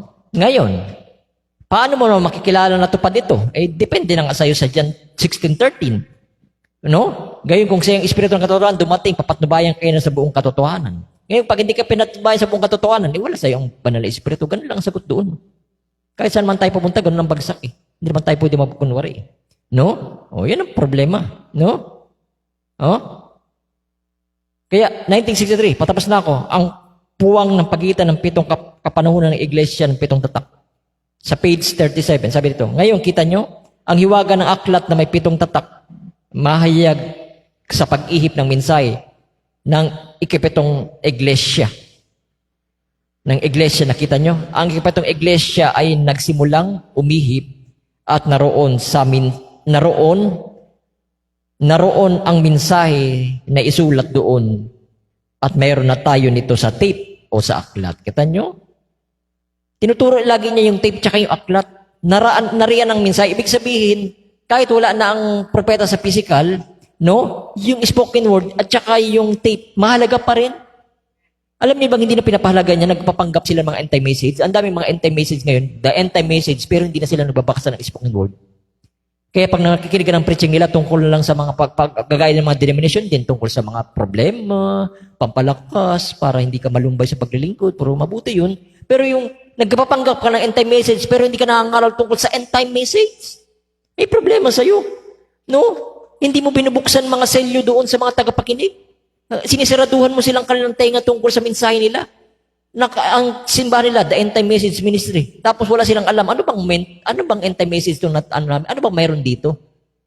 Ano bang ibig sabihin nito? Ano bang natanggap natin dito? Ano bang ibig sabihin nito? Ano bang mayroon dito? May mga ganyan eh. May tinanong ako ng ganyan eh. End-time message kayo, Brad? Tawag doon ay, ano yung tawag doon? Sino ang ginamit diyan na mensahero? Si William Branham. Ngayon, saan katuparan yan sa Bible? Hindi ko alam. Tatanong ko pa kay pastor ko. Aba, hindi nila alam ang Malakias 4:4 at Revelation 10:7. Basic na basic. Revelation 10:7 tsaka Malakias 4:4. Hindi pa nila unawaan. Tapos ang title ng simbahan nila, The End Time Message Ministry. Kita nyo? Ginagawa kayong mangmang ng inyong pastor. Kaya hindi nakataka-taka pagdating sa marka ng hayop, lalo kayong ginawa ng mangmang ng inyong mga pastor. Hinayaan kayo makatanggap ng bakuna. Ibig sabihin, nangangaral sila para gawin kayong mangmang. Pero ang tunay na nangangaral kami para gawin kayong matalino. Sa pamamagitan ng salita ng Diyos o yung langis, yung ilawan ninyo, binibigyan ng langis. Pero kayo, nangangaral sila para patayin ang inyong mga ilawan. Ayan sila. Ayan ang totoo dyan. Huwag kayo masaktan, pero yung katotohanan. Kasi kung hindi pa, bakit hindi sila nangangaral tungkol sa mga selyo, sa kaganapan? Tapos yung pangaral man nila yun, ipangaral nila, tanggapin nila ang mga natupad ng mga hula. Bakit nila tinatanggap ang katuparan ng mga hula? Natupad na nga eh. Ini-ignore pa rin nila eh. Alam nyo ba, ang dami mga pastor na ini-ignore pa rin mga hula na natupad? Promotor sila tanggihan ang salita ng Diyos. Nagpapanggap sila ng mensahero sa huling panahon ito. Karamihan sa kanila sikat pa. Shame on nyo, kahiya-hiya. No? Ngayon, kita nyo, ang hiwaga ng aklat ng 7 ay mahayag pag-ihip ng mensahe. Ang 7 anghel ng iglesia, kita nyo, ang 7 anghel ay nagsimulang umihip. Naroon sa mensahe na isulat doon. At mayroon na tayo nito sa tape at sa aklat. Ngayon, sa pag-ihip ng mensahe ay hiwaga ng Diyos ay ganap na.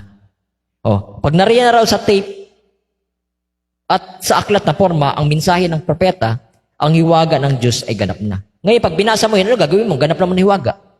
Ipapangaral mo lang ang ipinangaral na. Major prophet siya eh. Ano ka man? Pastor ako, Bargeo. Ano bang tinawag? Ano bang purpose ng propeta? Ano ba siya? Siya ang 7 anghel. Ano ka? Pastor. Malayo. Pastor ka pala, tagapangalaga ng tupa. So mayroong tinawag na major prophet para yung hiwaga ng Diyos ilagay doon sa mga pastor. Pagtibayan ang kanya pinangaral. No? Ikaw nagsasabi, pastor, tapos magbubukas ka ng hiwaga. Hindi naman ikaw ang propeta. Ang tagabukas ng hiwaga, ang Diyos sa pamamagitan ng propeta. No? Bakit? Sa propeta na ba magsasalita ang Diyos? Kami rin. Pwede magsalita sa iyo, pero hindi papayag ang Diyos na hindi mo pagtatibayin ang sinalita sa propeta kasi isa lang ang ginamit sa kapanuhunan natin. Wala nang iba. Ang major prophet lang at siya ang pinakahuli. Revelation 10:7, wala kang mababasa na ika-8 propeta, kundi ika-7 lang. No? At tatapusin ganap ng hiwaga, kanina pa natin pinagtitibay. No? Mga pastor ngayon, nagbubukas pa ng hiwaga. Ano yung sinabi ito? Nakuha natin sa mensahe, ang hiwaga ng Diyos ay dapat matapos, kita nyo. Saan na yun? Ay, saan na yun? Binabasa ko na. Ngunit kapag ang aking tinig, ay, tapos na yan. Ay, ganap. Ayan, Ngayon, kita nyo, ang hiwaga ng aklat ng 7 tatak, mahayag, pag-ihip ng mensahe sa ikapitong anghel, sa iglesia, kita nyo, ikapitong anghel ay nagsimulang umihip, naroon sa mensahe sa aklat na forma, naroon sa sa aklat. Ngayon, sa pasimula ng pag-ihip ng mensahe, ang hiwaga ng Diyos ay ganap na, kita nyo, sa panong yun. So, pag binasa mo ang mensahe na yun, at nakinig ka sa tape na yun, sa mensahe ng ikapitong anghel, ay ganap na ng hiwaga. Ikaw na lang hinahantay para mabuksan sa'yo ang hiwaga. Hindi para magbukas ka. Marami nagtatangka magbukas pa ng hiwaga, sirado pa nga sa kanilang hiwaga ng iba. Hindi pa nga nila naunawaan ng hiwaga ng propeta, magbubukas na rin bago. Bago ka magbukas ng bago na sinasabi mo, tiyakin mo muna, nakuha mo ng hiwaga ng propeta ng ikapitong anghel. O kung magbubukas ka lang sa ibig sabihin, reject mo siya, pinapalitan mo ng bago, kagaya ni Satanas. Sabi ng Diyos, tunay kayo mamatay. Sabi ni Satanas, pinalitan, hindi sang ayos si Satanas. Sabi niya, tunay na hindi kayo mamatay. Binaligtad. Ayaw niya pang aminin Gusto niya lang baliktarin ang sinabi ng propeta. Kaya pag sinabi ng propeta, ang marka ng hayop mangyayari yan sa katapusan, sasabihin nila, ay hindi, ang pagtanggi lang sa salita ang marka ng hayop. Walang katapusan na mangyayari sa marka ng hayop. Hindi sila naniniwala sa physical. Kasi gusto nilang baliktarin ang salita ng Diyos. Mga kampon sila ni Satanas. Pagbabaligtad ang ginagawa nila sa salita ng Diyos. So,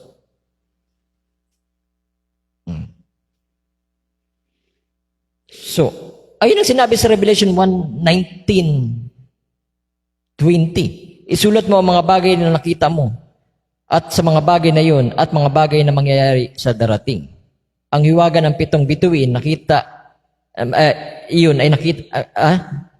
sa aking kanang kamay, sa 7 kalderyo, ay 7 bituin ay ang mga anghel na 7 iglesia at ang 7 kalderyo ay yaong 7 iglesia. So, yan ang sinabi kay John. So, 7 iglesia lang, wala na ng ikawalo. So, tawag doon, si Moises and Elijah, para sa ikalimang, tawag doon ay ikalimang espiritu ni Elijah para gisingin ang mga Hudyo. Pagtapos ng rapture noon. So, ito yung tutuloy natin sa part 4, Lord willing lang. Hindi na kaya ng oras.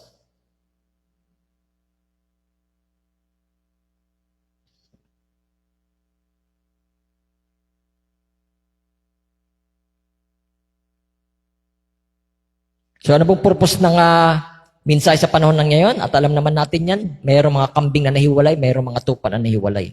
Tingnan natin sa Mateo 25, dito na tayo magtatapos, sa 31 hanggang 34. Sabi niya rito, datapot pagpaparito ng anak ng tao, yun ang mensahe, yung mensahe, anak ng tao yan, na sa kanyang kaluwalhatian ay kasama niya ang lahat ng mga anghel. So, yung salita ng Diyos nandoon sa anghel. Tama talaga ang Amos 3:7. Ang Panginoon Diyos ang nagsasalita, sino hindi matatakot? Ang Panginoon Diyos ang nagsasalita. Datapot, pagpaparito ng anak ng tao, remember ang anak ng tao means mensahe. So, Bardio, ang tanda ng panahon niya, anak ng tao, sabi na Jesus. Kaya nga mo nakita ang tanda ng lubusan, ng tanda ng panahon Dahil nakita mo ang tanda ng salita Huwag kang shortcut. Kailangan mo muna makita ang tanda ng salita bago makita ang tanda ng panahon. Marami nakakita ng tanda. Wala ka naman nakakita nakatanda ng panahon na hindi mo na nakita ang salita Yung iba, mga kagaya mga parasyo pa kanina, yung lumilimlim, nagpupulang langit, mga ganun lang. Parang ganito ba, nalindol ba, Bergio, malapit na babalik ang Panginoon. Bergio, tawag doon, ay maggrabe ng mga baha ngayon, babalik ng Panginoon, Bergio, mga ganun lang, mga basic. Pero yung mga lihi, mga bagay, mga naitago, kagaya ngayon, hindi basta-basta makikita, kagaya ng physical na marka ng hayop. Talagang tinago yan sa kahangahan kasinungalingan nga, sa kanyang pagparito, kahangahan kasinungalingan nga Ibig sabihin, meron talaga madadaya. So, hindi na nakita yun. Ang tanda ng panahon. Bahagi yun So, datapot sa pagparito ng anak ng tao na sa kanyang kaluwalhatian, kasama ang lahat ng kanyang anghel. Bakit lahat? Kasi yung simula sa pagbibilang, una pagbibilang sa panahon Paul, hanggang sa ikapitong pagbibilang sa panahon ni Branham. Sa panahon ng Laodicea. Datapot pagparito ng anak ng tao sa kaluwalhatian ng kasama ang lahat ng mga anghel, kung magagayon, luluklok siya sa luklukan ng kanyang kaluwalhatian. Sila yung salita o si Jesus Kristo doon sa mensahero. Kaya nga nagsasalita ang mensahero ng "Thus saith the Lord." No? So, pag nabitawan ng mensahe, titipunin sa harapan niya ang lahat ng mga bansa at pagbubukod-bukitin niya ang pagbubukod ng mga pastor sa mga tupa at mga kambing. At ililigay niya ang tupa sa kanan at datapwat sa kaliwa ang kambing. So nakita nyo sa ating kapanahon ito, hindi lahat tupa. Nahiwalay yung mga kambing at nahiwalay ang mga tupa. Hindi ibig sabihin end time message ka, tupa ka. Pag hindi mo nakita ang tanda ng panahon mo, kahit the end time message ministry ka pa. Kung hindi mo nakita ang panahon na kinakabuhayan mo, no? Ay, kambing ka. No? Bakit? No? Oh. Ayun ang purpose ng mensahe. Pag narinig mo yung mensahe, dapat marinig mo yun. Bumangon ng panampalataya sa pamagitan ng pakikinig. Dahil kanina pa natin pinagtitibay. Pag pinagbudahin ka ng Espiritu, no? At papatubayan kayo sa lahat ng bagay. Pag hindi ka napatubayan sa lahat ng bagay, kambing ka. No? Oh. So, may hiwalay yun. Datapot ang kaliwa sa kambing at magkagayo sasabihin ng hari sa kanyang kanan, naparito kayo, pinagpala sa aking ama, manahin ninyo ang ama, manahin ninyo ang kasakarian, nakahanda sa inyo, buhat pa itatag ang salibutan. So ito ang manifestation ng mga pinili bago maitag ang salibutan. Yung mga tupa nakakapture o nakasalo ng mensahe ng ikapitong anghel. Baka mamaya tinatanggap mo lang ang mensahe sa ikapitong anghel pero yung kanyang mensahe na-reject mo. Maraming ganyang pastor. Tinanggap nila yung ikapitong anghel na mensahe. Oo nga, yung mensahero, si William Marion Branham, pero yung mensahe na-reject. Hindi po ganun. No? Hindi mahalaga ang tao. Palagat nirespeto natin si Brother Branham, ang mahalaga ang mensahe na doon pinadala doon sa taong yun. No? Kung tinanggap mong mensahero, kung hindi mo naman tinanggap ang mensahe, wala. Kasi si Jesus Cristo yun nandoon sa kanya, kaya nga nagbabanggit siya ng "Thus saith the Lord" eh. Kasi pinagtitibay ng propeta, ang kanyang sinalita ay mula sa Diyos, o mula sa Panginoon. Kaya nga, ito ang sabi ng Panginoon. Kaya pa nagmensahe siya, palagi may ganun eh. No? Kasi pinagtitibay niya, ayan ang kunin mo, yung sinasabi ng Panginoon, na ito may "Thus saith the Lord", yan ang kunin mo, hindi yung kinukuha niyo ang propeta, pinapaniwalaan niyo may propeta, no? Naniniwala nga kayong end time group kayo, end time message kayo, at naniniwala kayo may mensahe sa huling panahon, pero hindi niyo naman kinukuha ang mensahe niya. Ang dami nagre-reject, ang dami nagbabaluktot sa mensahe sa huling araw na to. No? Hindi niyo madadaya ang Panginoon. Ang tawag doon mga kambing. No? Ang kambing kung ano-anong kinakain. No? Mga tupa, may personal na pangkain yan. No? Mga sariwang mga pagkain. No?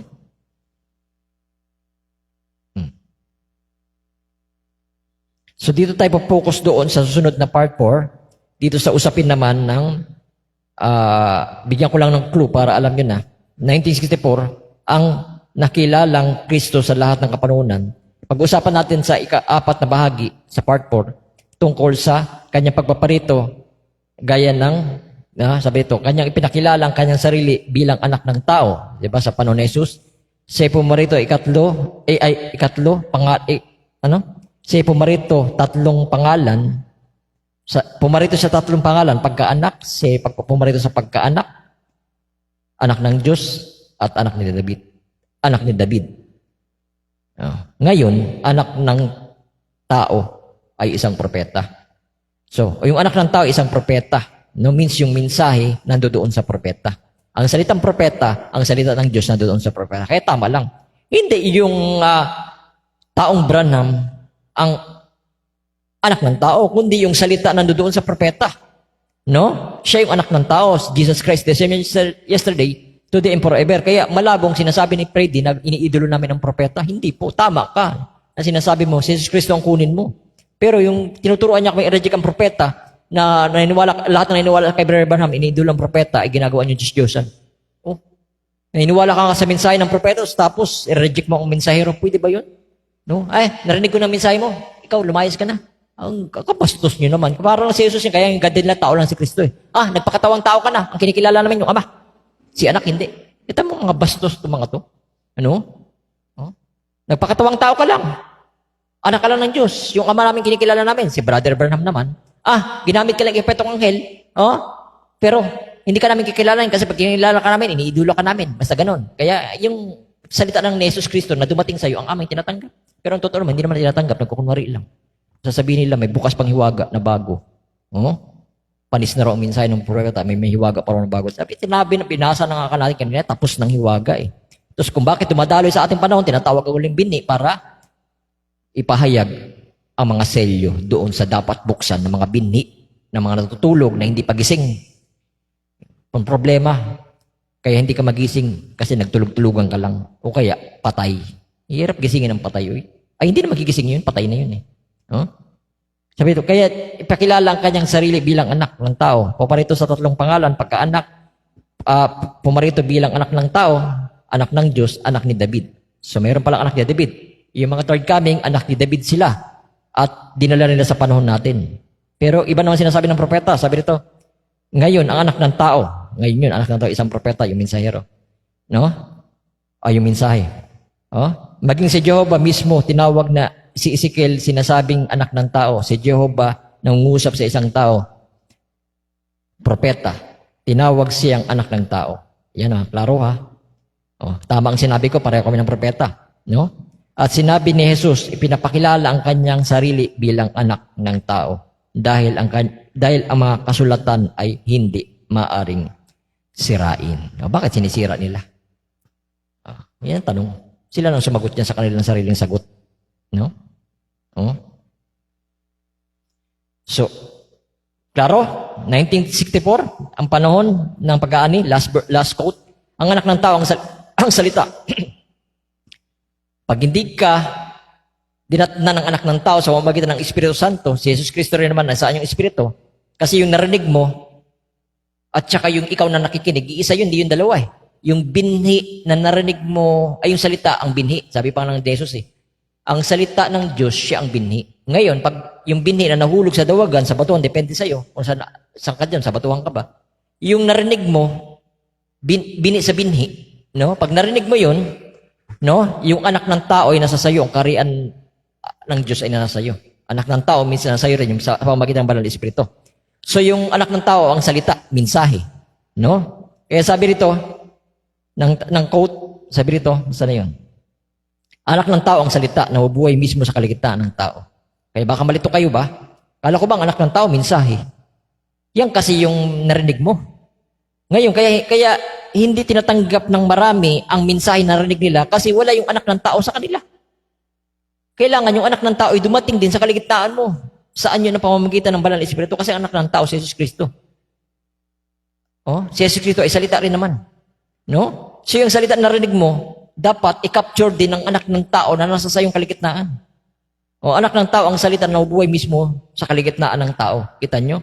Ang salita mismo ay nagsasalamin sa inyo. Kayo, isang pagpapainag para sa oras na ito. Ang mensahe na inaaninag ito. Dapat dapat yung mensahe mainaninag mo. Dapat makita mo sa ibang salin pa. Dapat makita mo ang mensahe. Pag hindi mo nakita ang mensahe, ibig sabihin, wala ang anak ng tao sa'yo. O sa salin pa, sa mas madaling salin, sa sinabi sa bersikulo, kung ang Espiritu ay dumating, pinapatabayan dapat kayo sa lahat ng bagay. Ang mensahe, inaaninag ito. Kita nyo? Kayo'y nabubuhay muli. Pero namumuhay ang buhay na yun. Naroon kay Jesus Kristo. Kayo'y nasa presensya ng pagiging anak. Iyon. So, mensahe na narinig mo at kaya ka tumutugon sa mensahe kasi hindi kayo dalawa ng salita at ang binhi ay iisa. No? So, yan ang tutuloy natin susunod, no? Kaya, mahaba pa itong upasapin. Diyan tayo papokus sa susunod. Lord willing, depende sa Panginoon. No? I hope nakita niyo yung paglalarawan, no? Simula pa kanina, no? Kung sino yan ang ating propeta na kune-question ng iba, bakit tayo nagbabasa ng quote, sino ba yan? Di naman yung bersikulo, no? Yun nga sinasabi niya kanina, na tatapusin ganap, ang mensahe may ilalagay sa tape at may ilalagay sa book, sa libro, yan nga, no? Ngayon, digital na, sa cellphone na, galing din naman sa libro to, na ikakopy na ngayon sa cellphone, yan ang binabasa natin ngayon, galing sa libro yan. No? At dadaloy daw sa dulo ng panahon. No, yun ang binabasa natin. Pag hindi nyo binabasa yan, ibig sabihin, reject nyo yung Revelation 10:7 at na-reject nyo rin yung Malakias 4:4. So ngayon, Pag naghahantay kayo sa pag-agaw at nagbawas kayo, kung tinanggal nga ang aklat nyo sa pangalan ng aklat ng buhay dahil nagbawas kayo at nagdagdag, paano pa kayo isasama kayo sa pag-agaw? Yan ang problema sa maraming relihiyon ngayon. Naghahantay ng rapture sa pagbabalik ng Panginoon pero tinanggal nilang Malakias 4:4 at Revelation 10:7, ang katuparan niyon. Nakasulat Hindi mo pwedeng tanggalin ang Revelation 10:7 at saka Malakias 4:4. Nakasulat yun na dapat maganap. Sabi ng Biblia, mapalad ang mga nababasa at nakikinig ng mga salita ng hula sapagkat ang panahon ay malapit na. So, kailangan mo tuparin yun. Mapalad ang tumutupad. Hindi man sila tumupad. Hindi rin tutuparin ng Panginoon. Makatsyap kayo sa pag-agaw. Ang kinukuha lang naman yan, no spot of wrinkle of blemish. Mayroon kang spot na hindi mo tinanggap ang buong dalisay ng salita. Ang pagpapatibay sa iyong kasulatan. Kasi ang salita ng Diyos sa Bible ay hiwaga. Ngayon, binuksan ang mga hiwaga ng mga lihim ng Biblia at isa lang magpapaliwanag nito. Walang iba. Ang Panginoong Kristo Jesus sa pamamagitan ng Revelation 10:7 at Malakias 4:4. Kung marami nagpapahayag pa dyan ng iba at sinasaysay ang hiwaga ng Biblia, may panibagong, may sariling interpretasyon, yan ang tinasabi sa Biblia, sa Mateo. Mag-ingat kayo kasi maraming pagpaparito sa aking pangalan, magsasabi na ako ay Kristo. So, sasalin pa, magsasabi na kami nasa katotohanan. Pero ang totoo, nilalayo kayo sa katotohanan. Kaya, dito na lang, tayo mo na lang sa ating pagtatapos. I hope, nakuha niyo yung paglalarawan, kung bakit kailangan meron tayong kinikilalang minsayra sa panahon dahil bahagi yan ng salita. Sa ating panahon. Kaya tayo mo na lang sa ating pagtatapos.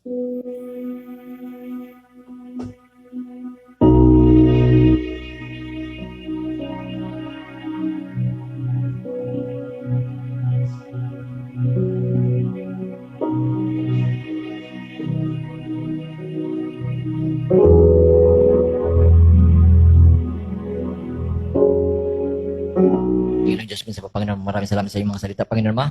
At naiwan ko na, Panginoon, at nailantad na, Panginoon, yung mga salita tungkol sa mga bagay na ito, Panginoon Ma, na karamihan na nireject ng mga denomination, mga religion, Panginoon Ma, na marami nagsisipasok. Sabi nyo nga, nagpupilit pumasok, pero hindi sila makapasok, di maaari, Panginoon. At Panginoon, at tawag doon sila nagsipasok sa maluwag na pintuan, pero ang dulo kapahamakan. At kunti lang nagsipasok sa makipot na pintuan, Panginoon Ma. Lord, kahit maraming salamat na isa kami bahagi na pinanganak sa lamang ito, Panginoon Ama, na dinatnan ng mensahe, at lubos na pagkaunawa, Panginoon Ama, dahil hindi lahat ng dinatnan ng mensahe ay lubos na may pagkaunawa sa mensahe na kanilang tinanggap. Yung iba, kinuha lang nila ang mensahero, pero hindi kinuha ang mensahe, Panginoon Ama. Ang mahalaga, ang mensahe, Panginoon, na dumating at nahayag sa aming kaligitnaan, Panginoon Ama. Kaya, sabi nyo nga, mapalad at pinapatubay ng Espiritu Santo sila mga anak ng Diyos, Panginoon. Maraming salamat. At ito nangyari, Panginoon, sa pamamagitan ng kapangyarihan, hindi sa inyong kabanalan. At sabi nga kayo ang tumatawag, kayong pumipili, Panginoon, at wala kayong sabi nyo nga, wala kayong magagawa. Kung hindi kayo, sabi nyo nga, kung hindi kayo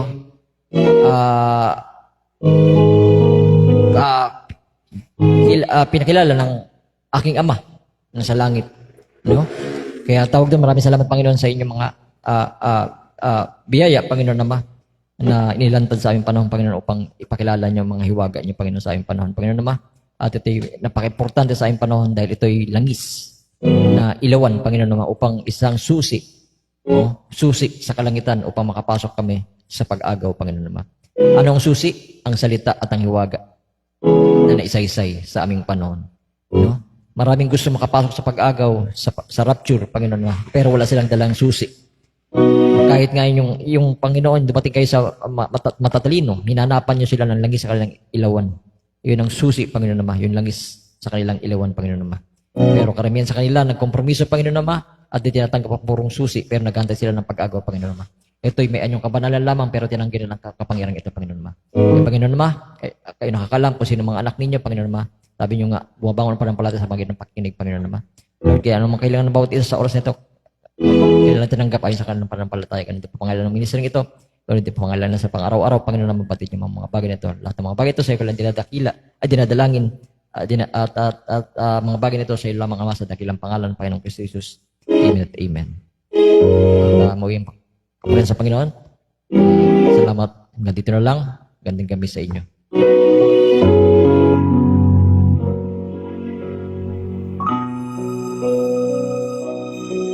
Lord, narito po yung tayo sa piring kanyang bless mo ito, Panginoon Ama. Kaya magpahalo dito, Panginoon. Sa pangalan ng Panginoong Kristo Jesus. Amen.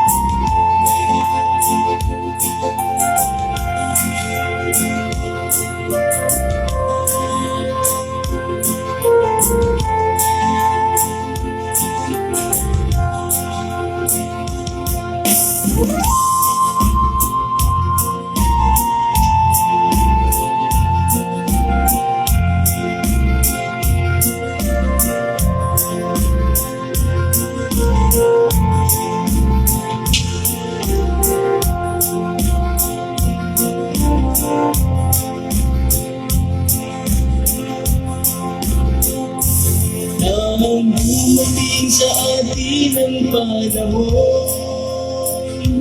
tayo ay itinipon ng Panginoon. Nang narinig natin kanyang mga salita, tayo'y tumulong sa tawag ng Panginoon.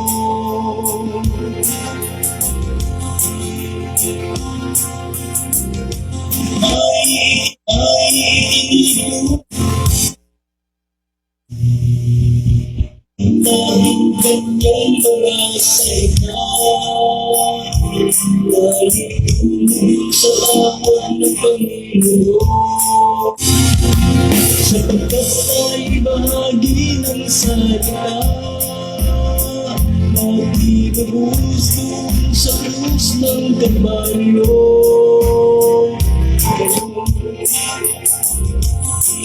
Ikaw at ako ngayon'y narito sa paglilingkod sa Panginoon ng todo.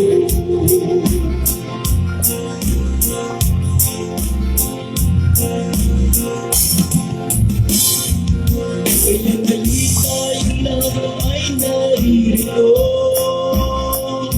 inuulit sinasamba ang Panginoon. Dahil tayong lahat kanyang iniligtas mula sa ating dating nakaraan.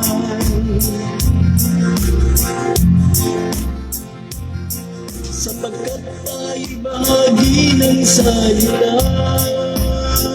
na tinubos doon sa krus ng Kalbaryo. Kaya't ikaw at ako ngayon'y naririto sa paglilingkod sa Panginoon ng totoo.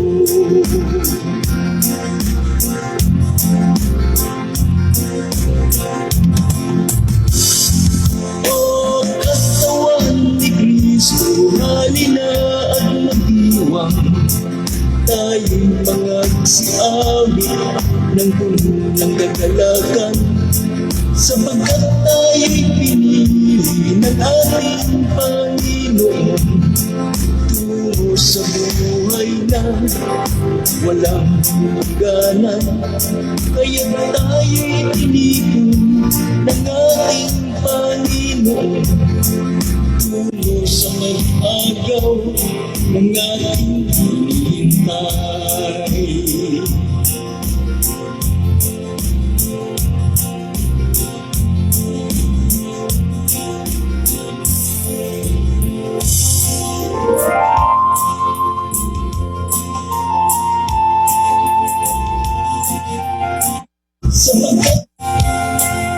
Sa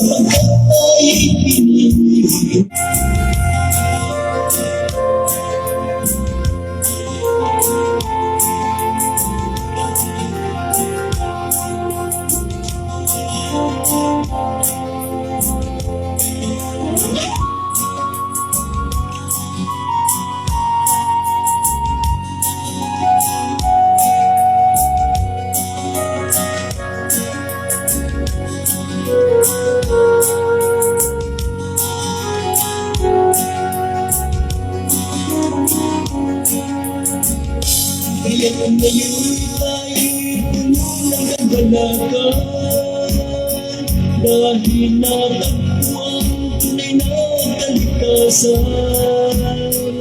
O may daming tumatawag sa Panginoon, ngunit tayo ang natagpuan ng Panginoon.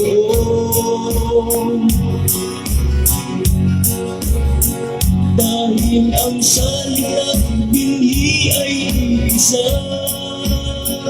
na pinili na para matatag ang sanlibutan.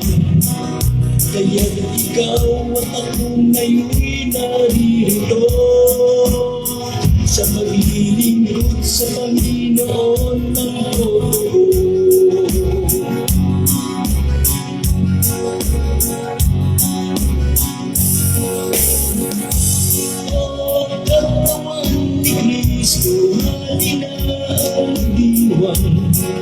Tayo'y magsiawit ng puno ng kagalakan, sapagkat tayo'y pinili ng ating Panginoon tungo sa buhay na walang hangganan.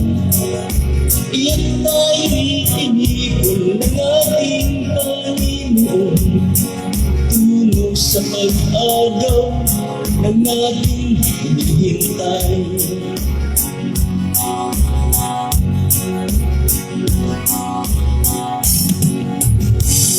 O katawan ni Kristo, halina ang diwan, tayo'y magsiawit ng puno ng kagalakan, sapagkat tayo'y pinili ng ating Panginoon tungo sa buhay na walang hangganan. Kaya tayo'y inipon ng ating Panginoon tungo sa pag-agaw ng ating hinihintay.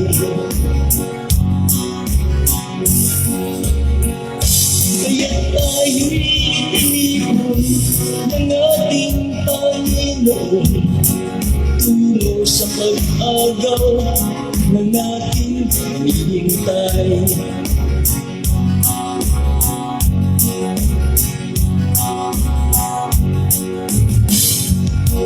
Tungo sa pag-agaw ng ating hinihintay.